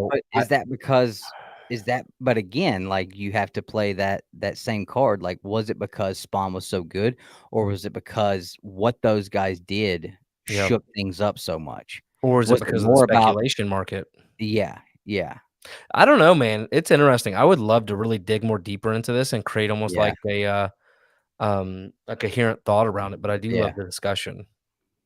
And What that's year why I did say, Spawn come like, a out? lot of times I've people have heard me say, and people get real argumentative about me saying that Walking Dead is gotta be top 5 most important indie comics that or most I don't know if I would say important, but successful indie comics, because again, you had a comic book that reached so far outside of comic books and created the franchise of such huge fandom Mhm. to the point where there's conventions all over the place, literally just for Walking Dead stuff. Like, that's what it is. It's Yeah. Walking Dead conventions, and and I hated the shows. I thought the shows were Mhm. trash. But I really, really enjoyed the comics. And again, when you have something that, same thing with Spider-Man, Spider-Man reaches so far outside of comic books and Yeah, it's weird, man. has built such a huge fandom. Same thing with Superman. S How many times I've been in a gym and saw somebody walking around with a Superman symbol tattooed on them. And I know for a fact that bitch ain't never read a damn Superman comic in their Yeah, life. Hell, I wanted the Superman tattoo, and I had never read a yeah. Superman. It's what that Superman, symbol stands for. Punisher.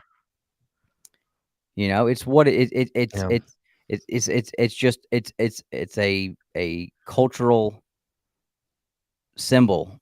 yeah, Same thing with the bat symbol. I mean, the shit just reaches so far outside of the pages of that book, and just reaches so far outside of the reader holding the book. And I think that when you get something like that, that is where you have, like, these franchises, these comic series that are on another level, yeah. you know? Like, I there's a lot of as comic book fans, we all understand I'm trying to think of a character. Ghost Rider. I'll use one. I'll use a character that I enjoy, that I love. I don't G Ghost Rider's not on that level outs when you reach outside of the pages of the comics that Superman and Batman and Spider-Man and the Ninja Turtles and stuff like that, like Ghost Rider doesn't get to be on that level. I don't think Daredevil's on that level. Hulk, I think Hulk could be on that level. I think because it's something that reaches Superman tattoo is the equivalent of getting a tribal. Hey, you shut the hell up, Trinity. Ain't nobody asked you shit. Look, Vincent said the same thing. Trinity's talking man. all that shit while he's rubbing lotion on his lower back, trying to make sure his tribal tattoo don't get all dry on him. Start making his ass crack itch. Oh my God. I know he grew up in that era. Y'all ain't right. He is standing up right now, pacing in front of his camera, deciding whether or not he wants to go live. But I mean, I don't even think if we didn't have the MCU, you know, Captain America, non-relevant. Iron Man, irrelevant. Well, and a lot of those, and 100%. But- If it wasn't for the MCU, most Yeah. of these characters probably wouldn't be relevant. Right. And that's what I like really That's like like about. a whole nother discussion. Yeah, for real, ain't that the truth? But that's why I really like doing what we're doing and reading these comic books all the way through to really be able to base an opinion based on. I actually have read it. I know it's not hearsay, not Norrin Rad, if you've never read the Marvel Spotlight series of Ghost Rider, it was interesting for sure. I wouldn't say Ghost Rider's ever had like great writing, but the stories in the I think it was like what 6 or 8 issues of Marvel Something like that. Spotlight. They were really, I liked them, man, Yeah. especially like with the Witch Woman and stuff like that. I thought that was really good. I think there are some characters that are just. You son of a bitch. And I'm only calling him that because he calls me that all the time on his. Do you have a Dragon Ball one though? That's all that matters. Ooh, I can't even be mad at Trinity on that one. I'm right there with. I cannot get like some kind of trademarked like I'm not tattooing somebody else's shit on me. I can't do that. Lame. They're not paying me for it. I ain't doing it. Yeah. So Trinity, I will tell you, I'm not a fanboy. Don't get me wrong, I'm not a fanboy. But I will say, after I've gone back and read Spider-Man, what he did on Venom, there was a lot of really cool references that I didn't catch the first time around. That I was like, oh, this dude actually knows what he's talking about, but he definitely doesn't know how to land. Yeah. So maybe he's good in the sack because finishing's not his strong point. I mean, maybe I'm sure the ladies must love him. Anywho's Frank Miller, Romita Jr. Oh yeah.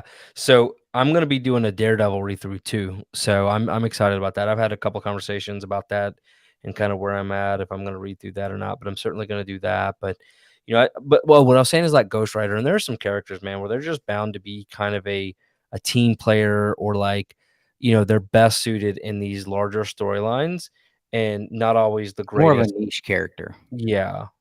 So yeah.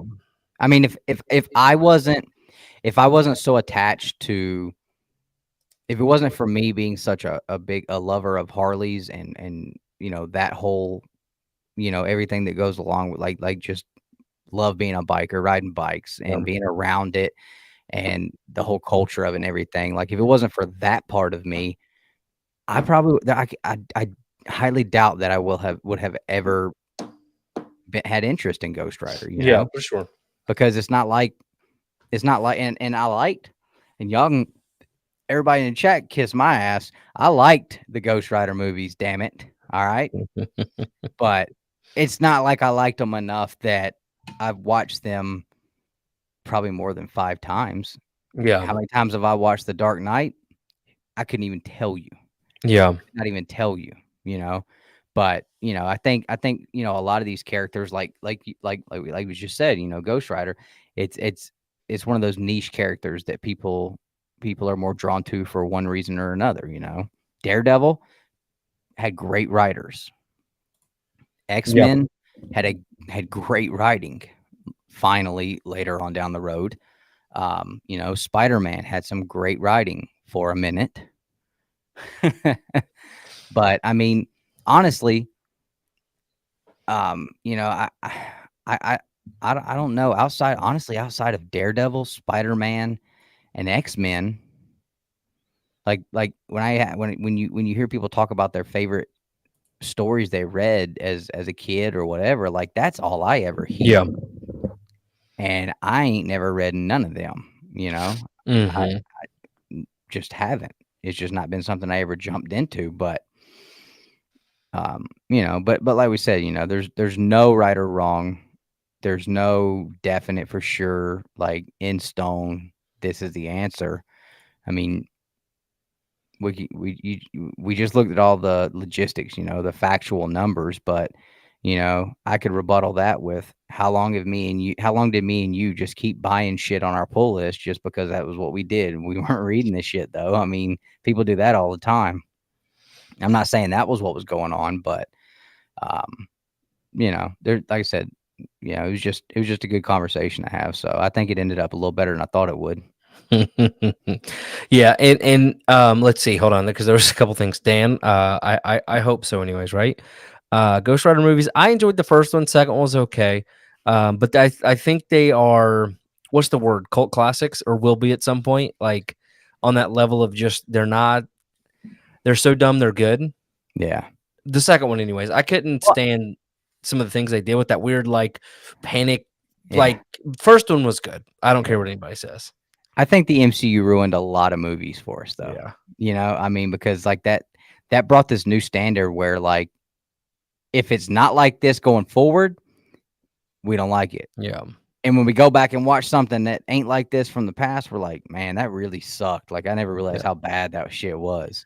Because like I went back and watched the first two Fantastic Four movies from the early 2000s, and them shits were good.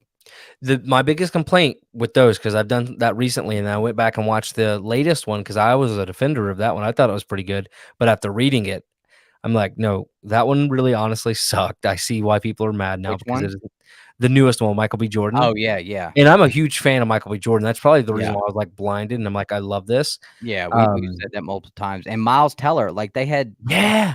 like literally right now, those are two of the biggest stars in Hollywood Yeah. right now. And it just, but when you go watch those first two, you're like, damn, dude, they kind of hit the nail on the head with Yeah. comic accuracy, with the way that they all argued and the way that they all, constantly bickering at each other, and Mhm.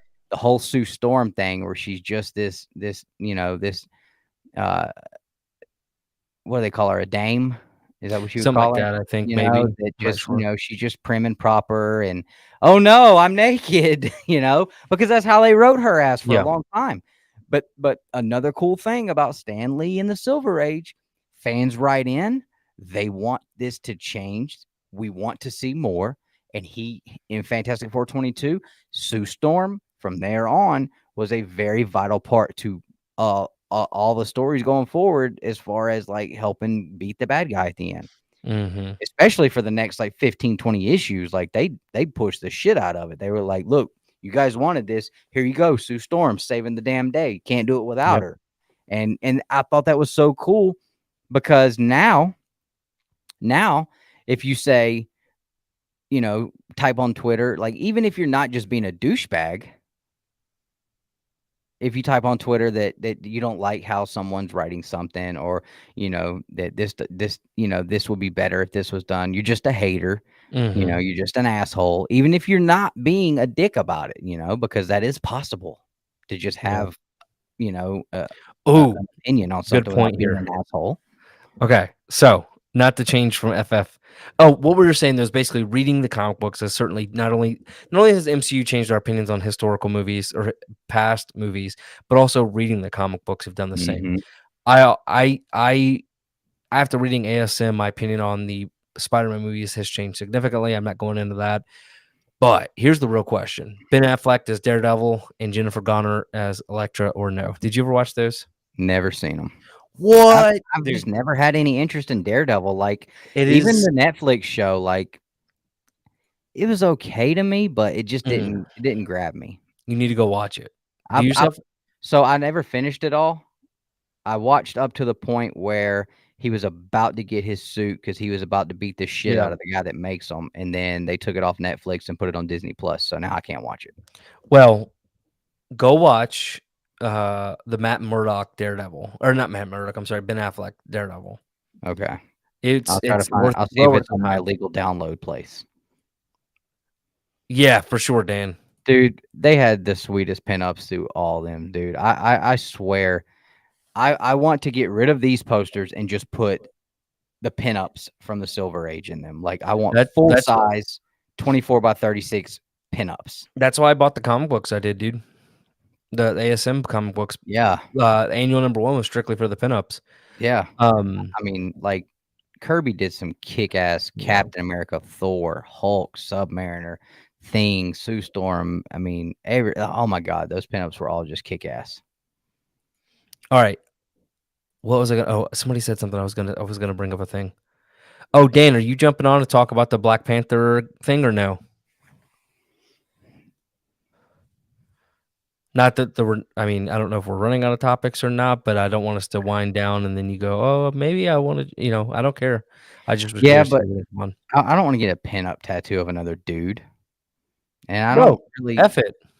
And I'm not the kind of like I don't get into the whole like buying the covers with the freaking chicks with their tits hanging out and stuff like that. Like that's not something that like I've never looked at like artwork of a fake character on a page and been like, ooh, she's just sexy as hell looking. Like that just it's just weird and creepy to me. Yeah, I can't do that. Oh, come on, Dan. It would be quite comical, actually. Oh, too many glasses of wine. Well, that's just perfect. Yeah, you would. Hey. Yeah, so about me, I try not to get into many debates because even if I'm winning, I still always feel like I'm losing. And then I just like 4 minutes ago, we were just having a conversation and he was getting very personal. I'm like, look, dude, I'm not attacking you. Oh, I take it all personal, like I'm being attacked because I'm just like, well, great, here I am again on camera, being made to look out like the dumbass I am. No, you got to look. You got my mouth. Like when I had to do that damn debate show, dude, I swear to shit, I was just like, I don't want to do this shit. I want a damn. I gotta make some kind of a damn. I'm sick. Like I told you, dude, it's not about whether you're necessarily right or wrong. It's 100% the confidence. Yeah, well, I've got confidence in a couple of things, but not a lot of things. And being able to convince people that I'm right about something is not usually one of them. Especially when you're sitting there, like I'm just sitting here talking about stuff that's, taking it out of my head, and you're sitting there on the computer like. Well, again, that's the way we do things differently. I try only to argue. Like I'm arguing opinion, and you go straight to facts, or data or whatever, and it's like it's just different. We're not arguing the same thing at that point, so I'm just like, that's right. Come on, what we need is another scenario. I'll tell you one thing Dan and I did agree on, because I did listen to the whole show where he was on with Houdatney and Hoodrat talking about Black Panther. The one thing Dan and I did agree on about Black Panther is that Shuri was fantastic. For me, if it weren't for Shuri being the character she was in the movie, and if it wasn't for the Atuma and I forgot her name. Michonne's character, Akume. I can't think of her name. If it wasn't for that fight scene and Shuri and then Michael B. Jordan showing up, I would have gave that movie like a 2. But they did that. That was all good enough for me to say 6.5 out of 10. So, Dan, what was your favorite part? Because I want Dustin to start dogging it. So you're like, you know what? Screw it. Red wine or not. It sounded like Dan loved it all. I mean, I think Dan liked all of it.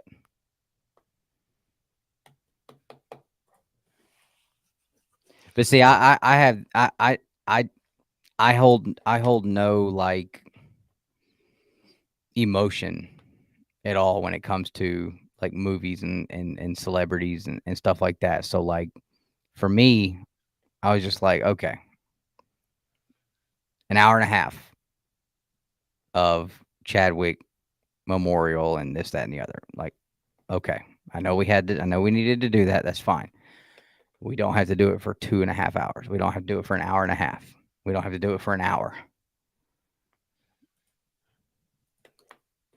but not every. I guess not everybody. The majority of people probably didn't feel that way. But again, I didn't know the guy, never talked to him once, never met him. So, it was like, yeah, it sucked that it happened, but it did not affect my day to day. It didn't affect my life in general. So it wasn't something that whenever it was on screen and they were doing all the stuff like it, I just watched it, Mm-hmm. I know a lot of people were crying in theaters and stuff. Like, I didn't do any of that, it just, so I don't know. Not your thing. No. They did Namaw dirty, took away his bulge. Oh, y'all want to see a neighbor bulge? Hold on. No, please God, no. Good God. Y'all are hilarious. Oh man. I was gonna bring something up and get Dustin's opinion on it. And now I can't for the Here life of Marvel me. goes again, taking away comic accuracy because Namor is extremely well endowed. Okay. You cannot just take that shit away from the man. Okay. Enough with the inaccuracy when it comes to comic accuracy, Marvel. Stop it. Okay. The man is obviously hung. Okay. He's carrying the heavy artillery and they took it away from him. Good Lord.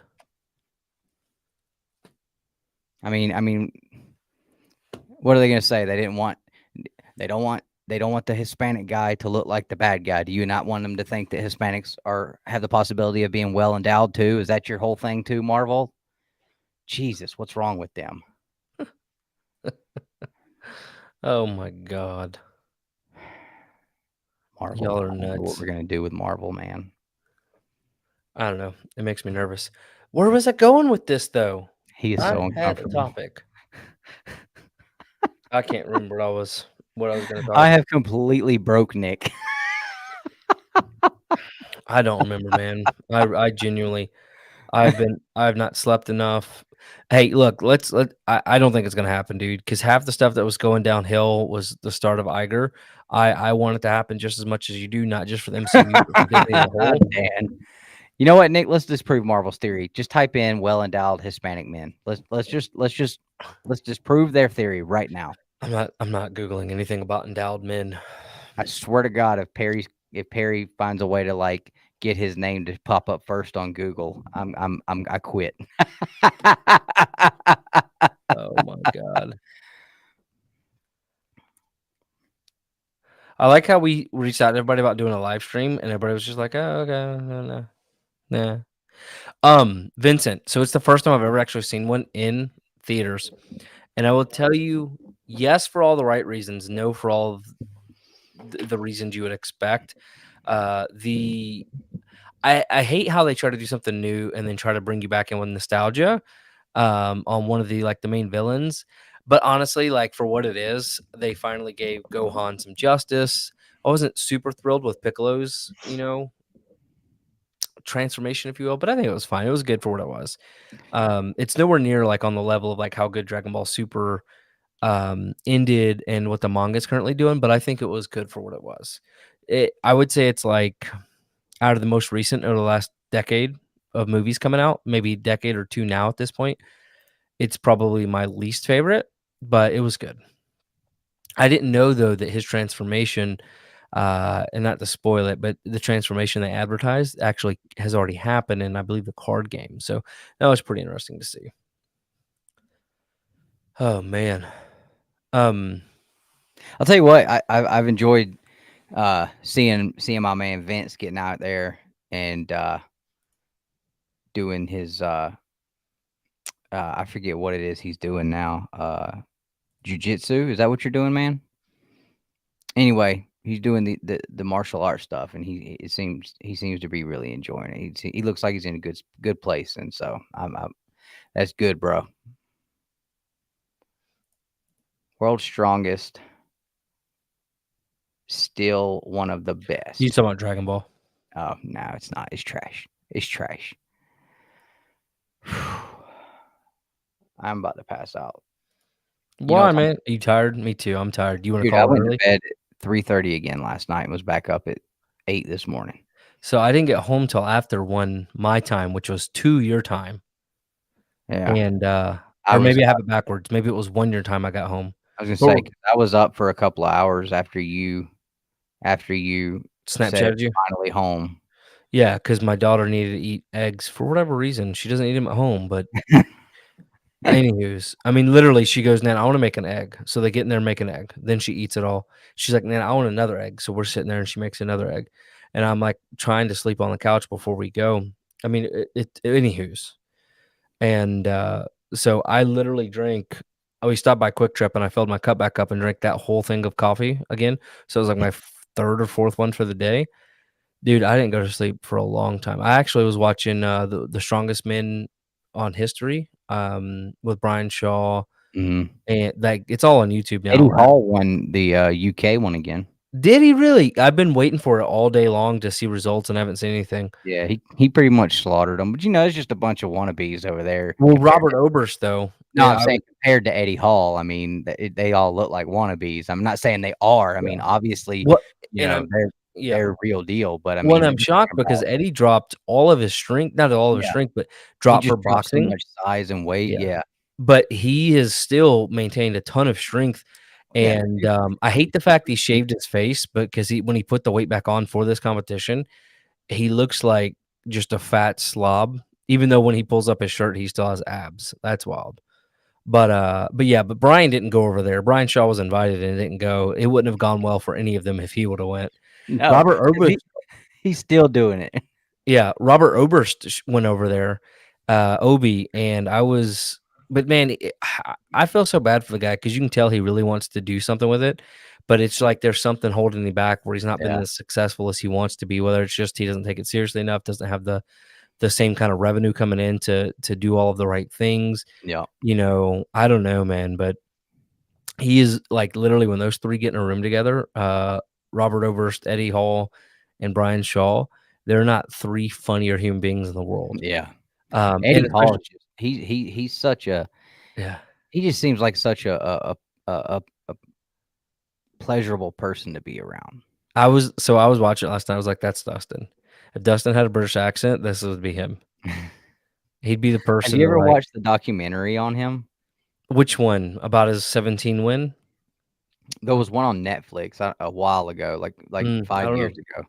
I It know was so good. he had a mess so listen to his podcast with Brian Shaw that just came out a couple weeks ago or week actually this week. They did 2, one of all 4 of them, and then one just between the 2 of them. Dude, he was, like, breaking down and crying and talking about stuff. I was like, "Dang, man." Yeah, yeah, Um, he had it rough. yeah. Yeah. But Brian Shaw's still the man. He's a Oh, yeah. red, He hearted American. you can't like No. he don't count. Brian Shaw's a fucking cheat code, bro. Well, yeah, dude. Well, and, He's a fucking cheat code. I bought I was buying stuff just to support the guy, and he was talking about I'm like, "Alright, let me go online," and I'm like, "I still can't." His pricing is outrageous, Yeah. and That's like Mark Bell. I used to buy all his shit. Have you ever paid much attention to Mark I Bell? have, but not as much as the other guys. Dude, Mark Bell is Yeah. an inspirational son of a bitch if I've ever seen one, dude. Like I Yeah. had dude, when I was training and trying to do like before my body completely gave up on everything. I mean, I was wearing all of his gear. Yeah. I was buying his Arnold Classic shirts when he would do Yeah. special ones. Like, that you don't talk about damn exclusive comic book buying shit. Go try to buy that strong Mark Bell slingshot shirt from the Arnold Classic. That son of a bitch, quick gone, no more available. I was like, that was my first experience with like, oh shit, people online ain't playing. Yeah. Sure. Um, but yeah, so I don't know where we were going with that, but like for real, Brian Shaw, he's the man. I think like if I named 5 people in the world I would get to meet or could meet, and I guess I think they're all living. One would be Brian Shaw. I'd love to spend time just talking to him or just be around him or go eat with the man. Um, one would be Todd McFarlane. There's something about that man where I would love to sit You down want to and go go eat with Brian Shaw? Well, I'm not saying compete. I'm just saying I think it would be fun to sit down and watch this man Get consume done some with your food. whole plate. Oh man, Oh, you're really eating? it's so funny. Not Eddie Hall because like I'm not trying to get tooted on and get ran out of the world. You know what I mean? But those two, so McFarlane at Brian Shaw. Um, oh, there was somebody else that I used to really love listening to. I'd put Mike Tyson on my list. Nah, I wouldn't want to get like. I feel like he's the kind of guy that would just punch you in the face if you looked at him wrong See, or said the wrong thing. I've talked to several people that Yeah. have met him, and they said that he's just absolutely terrifying to Yeah. talk to, and I'm just like, I don't feel like I see that. Mm-mm. I don't know. I don't feel like I see that. Maybe it's the way people come at him when they meet him. I don't know. But I mean, to me, and again, I don't know. I guess I'm full of like hated opinions, but I know what Muhammad Ali did for boxing. Yeah. But Mike Tyson is the fucking man, though. Mm-hmm. I think most people would agree for sure. I think if those, and even Ali said, if they were to fight, Mike Tyson would have knocked him the fuck out. I mean, yeah, he'd have had to catch him, but it's not like Tyson was slow. And all he had to do, how many times did all Mike Tyson had to do was he only got to hit you once with a good combo, and you're done. Sometimes just, I mean, he hit you one time, you're done. I tell you who else. What is the director? It's a filmmaker, and I can't remember their name. Kobe would have been one I would have Yeah. loved to have sat down and talked to because of if you've ever and I went back, I've gone back over the past probably 6 months now and rewatched and re-listened to all the stuff that I've listened to already when he would put it out whenever after he retired, and just the mindset that man lived with is there's people talk about being built different. Mhm. That dude is the epitome of it. I mean, he is the epitome of built different, and just to have a fraction of the mindset and focus that guy had would absolutely, I couldn't even imagine. Yeah. But he would have been one for sure that I would have loved to have just sat and just get some advice from. Yeah. I mean, because that was his whole thing. Like he became a public speaker, and he was damn good at it. Yeah. Damn good at it. For sure. Shaq would be a cool person to sit down and Shaq talk. would definitely be, and not for his basketball career. No. For his business. Dude Yeah, is so again, just intelligent. another person. For me, it would be just to sit and like just fucking make me laugh, dude, please. Like Yeah. for 30 minutes, just fucking be Shaq for 30 minutes. Like He would say maybe two things the whole time. yeah. Like for sure. But there was Kevin a Hart. director that I don't think it was James Cameron that I saw something that would really had me interested.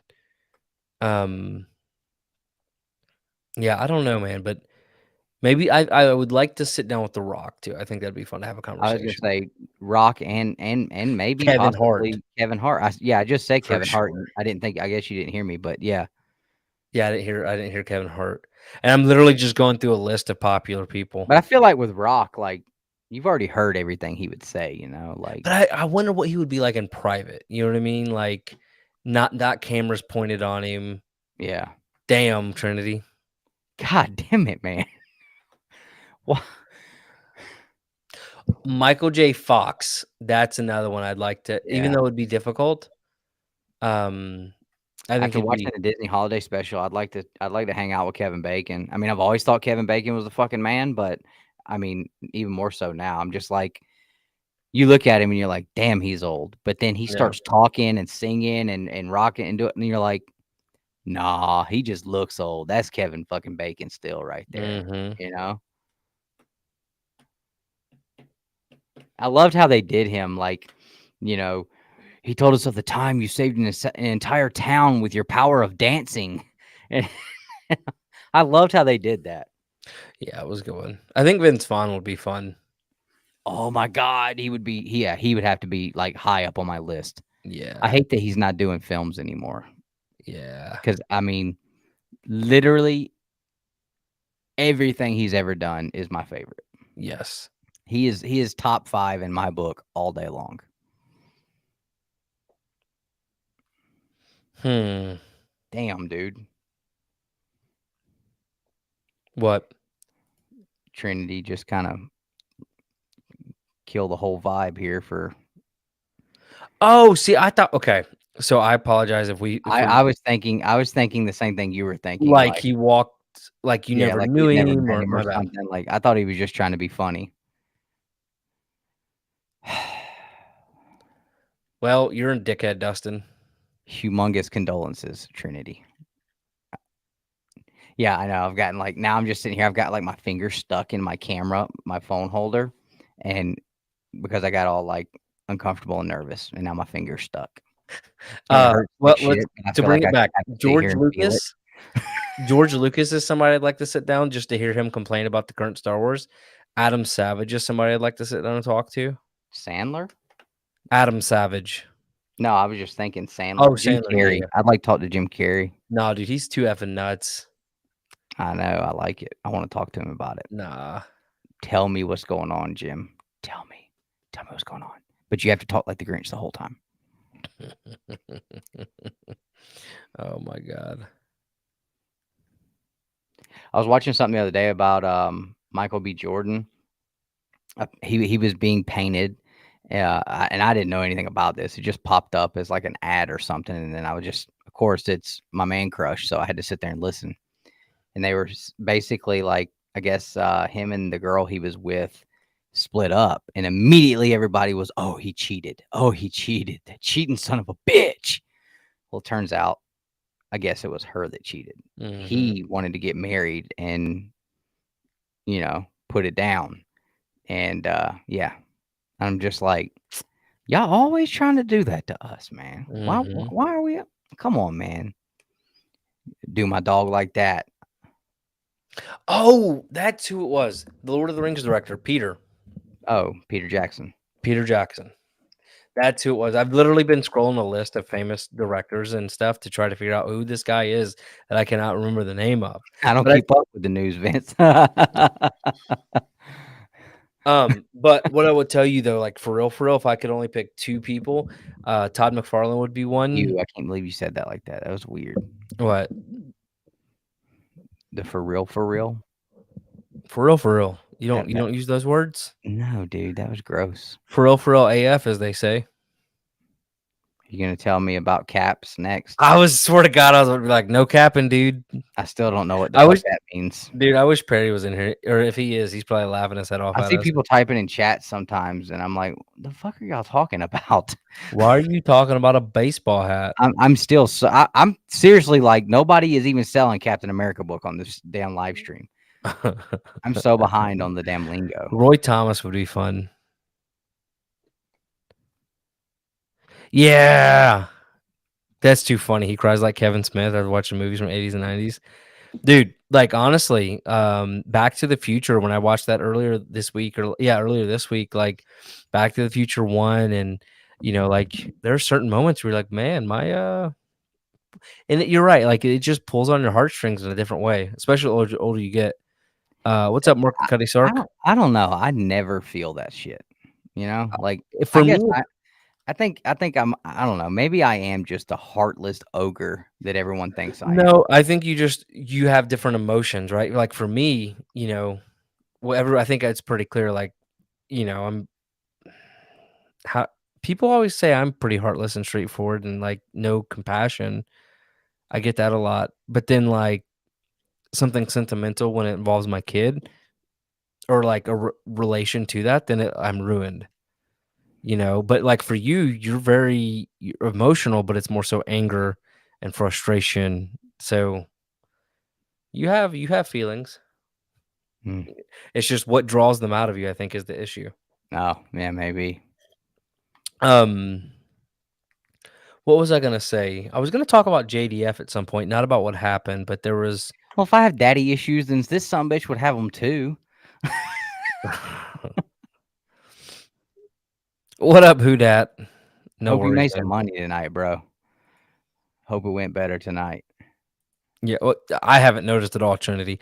Honest to God, I never know where you stand on things because I see your videos and then I see your tweets and then I see some of your tweets and then I see some of your other tweets and I'm like, dude, I don't know where he is on things. I like where Trinity stands on a lot of things. Trinity stands on what he agrees with, whether or not somebody likes it or not. It's like Yeah, I'm not saying it's a bad thing. I'm just like I can't figure him out. Trinity's the kind of person, like I like that's what I like about Trinity. He's the kind of person you can't paint him as anyone as pertaining to any one side of the spectrum on anything.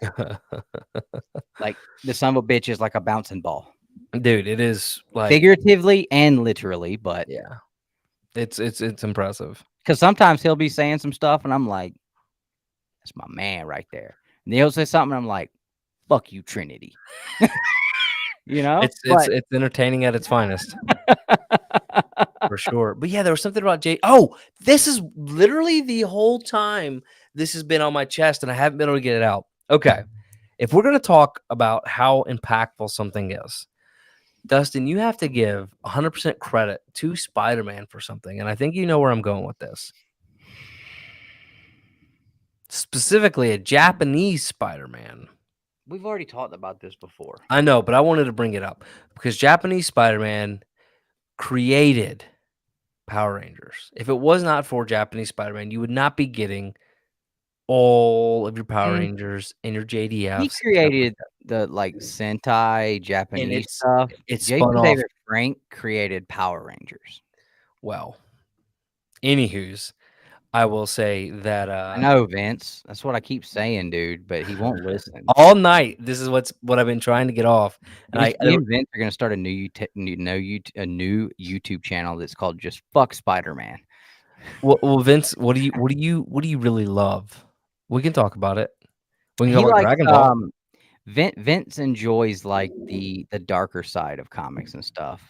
Like he Like likes stuff like Sandman. He really oh really yeah. digs Sandman.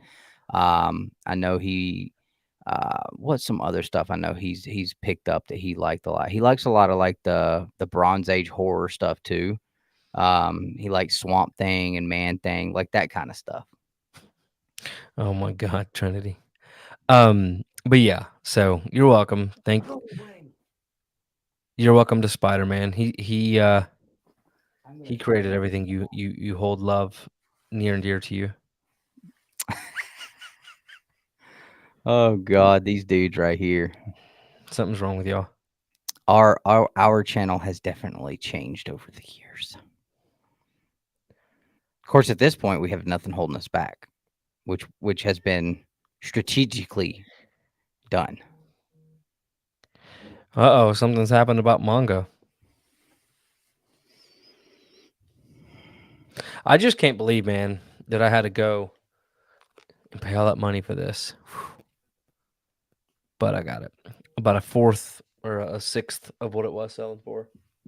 I'm super excited though. I'm ordering a case to put it in so the remark and signatures don't get messed up. Oh, sorry, I didn't hold it the right way. I'm supposed to blur the logo. Y'all need to see that.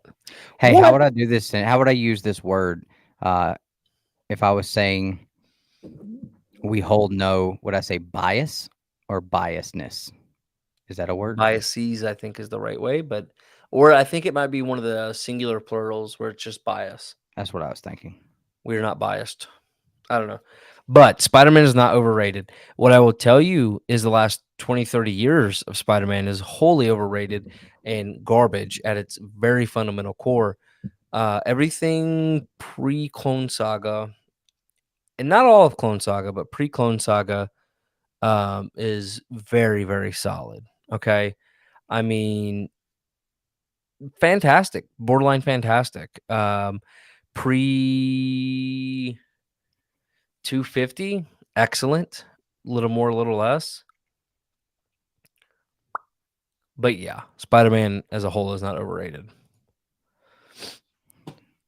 Batman, certain eras are not overrated. I keep getting closer and closer to just, I'm going to read Spider-Man just to see. It wouldn't be a bad thing. But Keep in mind, if you start loving it, then it's expensive. Oh, if I started loving it, I would not tell any damn body. Not you, not no damn body would ever know. I would be in the deepest, darkest point of the Spider-Man closet, to the point under the damn carpet, under the padding under the carpet. No one would ever see me. Oh, good Lord. But I will tell you this: Silver Surfer #4, which has been a book on my list of stuff I wanted to buy for the last like 3 years, is getting extremely affordable. I can tell you that much. Yeah. I saw a 7.5 go for like $1,500 yesterday, and I almost threw up. Hulk is fine. He's good in the stories I've read. Like I'm talking Silver Age stories where he's involved. I always felt like he was a really big highlight of the issue. But I don't know how I'm gonna feel about him, holding his own, if you will. But I'll get to that at some point soon. Oh, is somebody commenting? Yeah, somebody was saying you guys actually liked something, and I was like, well, I mean, we've said it 1,000 times. We're not Oh, biased. yeah. I see. We don't have any bias. If it's Chaos good, is like, then we'll say so. If it's not good, though, we're still gonna say so. chaos. I responded to him and said, we never bitch about anything. Just like whenever I talked about the latest Mortal Kombat movie, I 100% came out and said people cannot take my opinion on it seriously because I am obviously 100,000% biased. I tried to Was read it everything I wanted it to be? No. I read But did I love the shit out of it and seen it about 25 times? Yes. Do I give a damn what y'all think? No. Spider-Man is the Yamcha of comics. I think you're just trying to get a rise out of me. It won't happen. He's But the Yamcha of comics. Yamcha. Oh. So it's think of like the worst possible character in any story that tries really hard but always ends up dead in a hole somewhere. It's that guy. And what's sad about this particular guy is he was built up to be a really big character, and then literally just like his entire existence is just to be the guy that gets pooped on and killed first. Well, we can't take Trinity seriously anymore because he loves the West Coast Avengers. So It could be really good, dude. We've never read it. We don't know. I did read a lot of She-Hulk, both Savage and her. What was the other one? sensational. Sensational. I read a good bit of both of those before She-Hulk TV came out. And I had to stop because it got really bad really quickly. But the first bit was okay. Did it get bad when John Byrne stopped writing it? I don't remember who was writing and when. It was just the story just wasn't okay. Because I see a theme a lot of times when I hear people talk about different series that has to do with John Byrne. Oh, this shit was trash till John Byrne got on it, or it was great until John Byrne left. And I'm just like, is John Byrne the greatest? Or like, are we all just giving props to the wrong guy? Look, Byrne Spider-Man was fantastic. I'll tell you right now, okay, he just gone. I'm still here. Oh, well, what are you taking your pants off? He's taking his pants off. He doesn't want you guys to see it. It looks really, really strange from my end because I still can see him. Okay, he's putting them back on. All right. He's got his pants back on. Okay. Anyway, I was flipping through Hudat's copy of Marvel Premiere 47 a couple of nights ago when we were live, and I was counting the pages, and I was just obviously I'm looking at the artwork as I'm doing it, and it just blew me away. And I mean, it was good enough that I was just like, I'm gonna buy a copy of this book. I'm gonna buy a copy of this book so I can really just sit and look at it. Like the next day, I bought a copy. So I've never really, huh?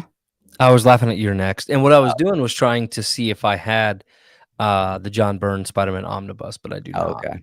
Yeah, I've never, unless I did it on accident, I've never never read anything John Byrne had anything to do with, whether it was the art or the writing. So, but when I saw the artwork inside of that Marvel Premiere 47, the Ant-Man, and I even showed it on camera. I was telling you guys, that panel where he drew Ant-Man going from being little to very large while at the same time uppercutting the villain. I was like, that shit, like the way he created that movement in that panel was just, it was incredible. I loved it.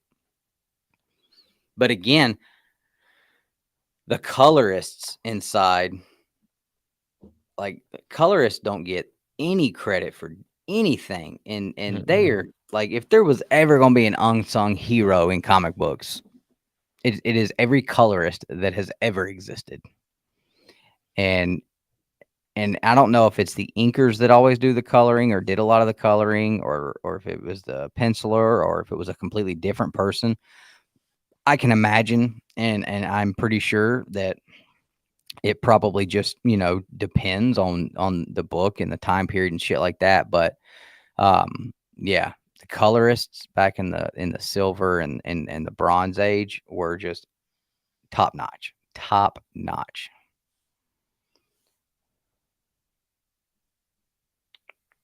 Yeah, you ever sell that Ghost Rider 1 of mine, dude? Let me know. That was my first copy ever, so I was cool with letting you get it because you're my boy. But even though I've got an 8.0, I'd still be cool with getting it back if you decided to like fuck all these comics. I'm getting rid of them all. Not saying I want to buy it back because I don't have any money, but if you got to the point where you were just like, I'm done with this shit, I don't want none of it no more, then you hit me up. I have to check that out on MU. What was it again? Huh? What was he talking about? What? I don't know. He's talking about Marvel Unlimited. Oh. What was it again? Vince, Oh, I did the same thing not too long ago, man. Actually, earlier this week. cool. No, that's perfectly cool, dude. That's what I was saying. Like,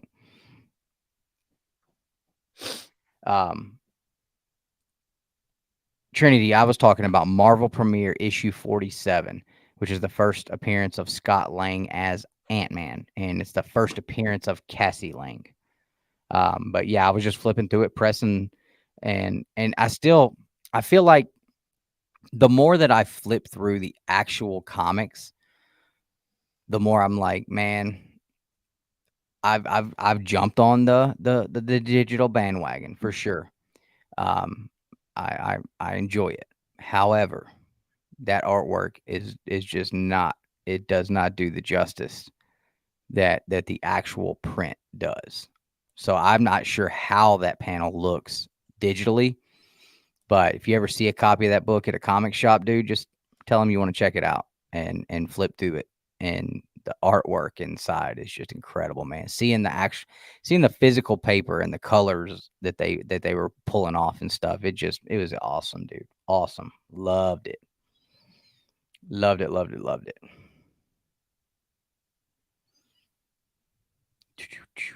That's the first thing I've ever owned with Ant-Man too, I think. I think that'll be the first Ant-Man anything ever. You need to go watch the movie. I know, I've tried, dude, but I always like Doctor Strange, the first one, and the Ant-Man movie. I can't stay awake. I don't know if it's just when I decide to put them on, because usually if I'm going to put a movie on and I'm just like, oh man, I just want to chill on the couch, which is almost never. But when I do chill on the couch, I got like 2 seconds and I'm out. Yeah, Like a freaking light. I hear you, dude. You need to go to sleep is what you need to do. I know, because tomorrow I got to go. Today was supposed to be, I didn't have any books to clean. All I had to do was just have my timer set when it was time to go swap books out in the press. And that was all I was going to do today. I was just going to hang out and chill. And then that got turned upside down. Mm. And then tomorrow tomorrow I'm headed to Jeff's. It's D-Day, baby. We are throwing down tomorrow. Wait till you guys see the book that I just bought. It's going to be in the video this week. But just know when you're watching that video, it's already been cracked. It's already been completely disassembled. It's been completely changed and cleaned and completely modified, restored. No, I'm just kidding. But yeah, when you guys see it, it ain't the same by the time you see the video. There you go. You didn't even come up here yesterday so I could show you what I did in the pressing room and show the book to you and everything. You bastard. Well, you didn't say anything. I didn't even know you left. I came downstairs. I was like, where'd everybody go? We all left. I know. Brandon. You're right. But dude, we had been saying goodbye for literally 30, 40 minutes. You were just gone. Literally. Yeah, I was up here. It was time for me to come change books out. And it takes like it's like at least a 30-minute process. Yeah, like for real, we Pop them out. literally Yeah. Brandon, I told you what book it is. Don't type it in the chat, but it's the book that I sent you the picture of the other night. The big boy. Yeah.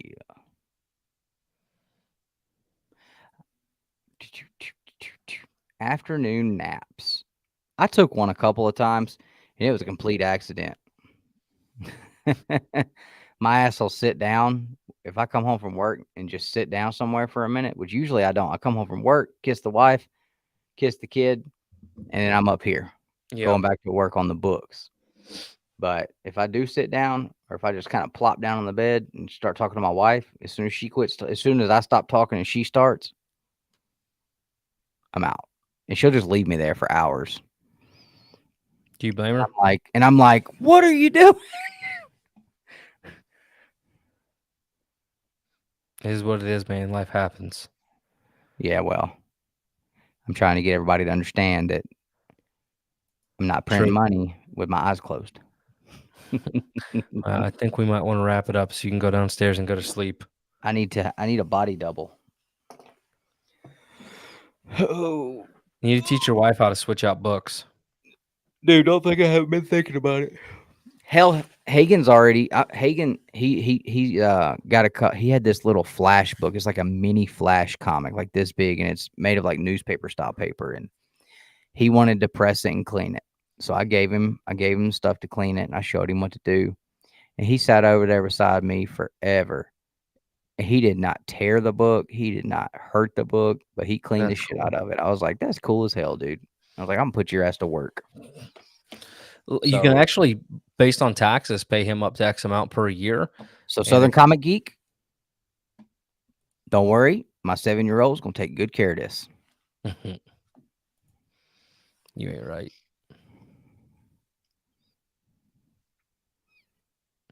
Yeah, I was gonna try to clean on this tonight, but I think I'm gonna wait until I'm a little more rested. Yeah. Like just putting a book in a press, no big deal. Sitting there, like this book's probably like I'll probably be cleaning on this book for at least 3 or 4 hours. And, yeah. Like that thing's in shambles. There's like 70-year-old tape on it holding it together in some places, it looks like. Like when the tape is so old that it has dry rotted and started to like literally break and turn into dust in places. Yeah, you know that shit's been on there a minute. I told that Amanda made a big batch of those homemade from scratch cookies. The cranberry and white chocolate ones she made a big batch of them to take to Jeff. He's all excited. He loves some damn cookies. Hell, you know, when we went down there that day, I'd asked him about going to eat, and he's like, "Yeah, I'm sitting here eating some cookies." And I told him earlier, Amanda made him cookies. I was like, "Hell yeah, man! I just went to Zaxby's and got 6 of them." I was like, "Well, I got you some homemade ones coming tomorrow." That's too funny. Tape is evil. Hey, but I mean, you have to think about it too, though. I mean, sometimes without tape, but without the tape, dude, this book wouldn't even exist. Like this physical copy would not even be here. So, I mean, I don't like tape on books, but sometimes it's the only thing that is going to keep it intact. You know what I'm saying? There he is right there. I was just showing everybody earlier some books that I was going to be working on this week. And I was telling everybody about how my son, Hagen, has been cleaning on some of his little books. and I think he's ready to step up to. I think he's ready to step up to something big. So we're gonna put him to the test, Jason. You didn't catch my comment when you were selling earlier. I typed in there that I had a low grade Hulk 2 that I was going to be ready to sell here soon that I just got in.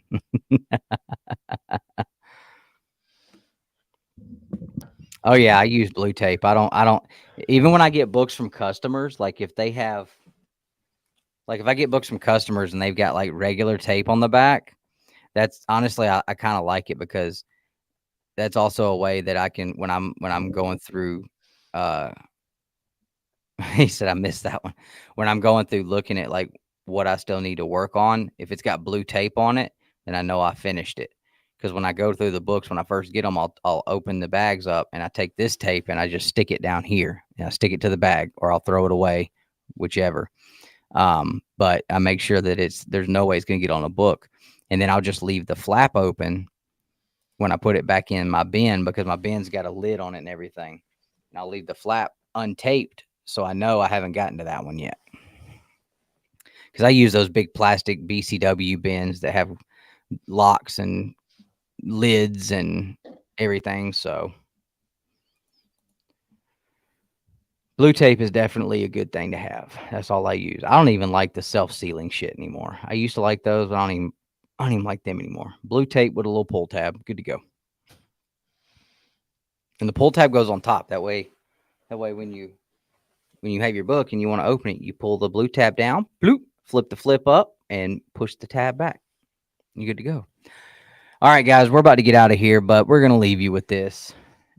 Namor's huge, well-endowed man parts right in your face, showing you guys that Marvel did Namor an injustice by removing the bulge. Look at it. Look at it, Nick. Look!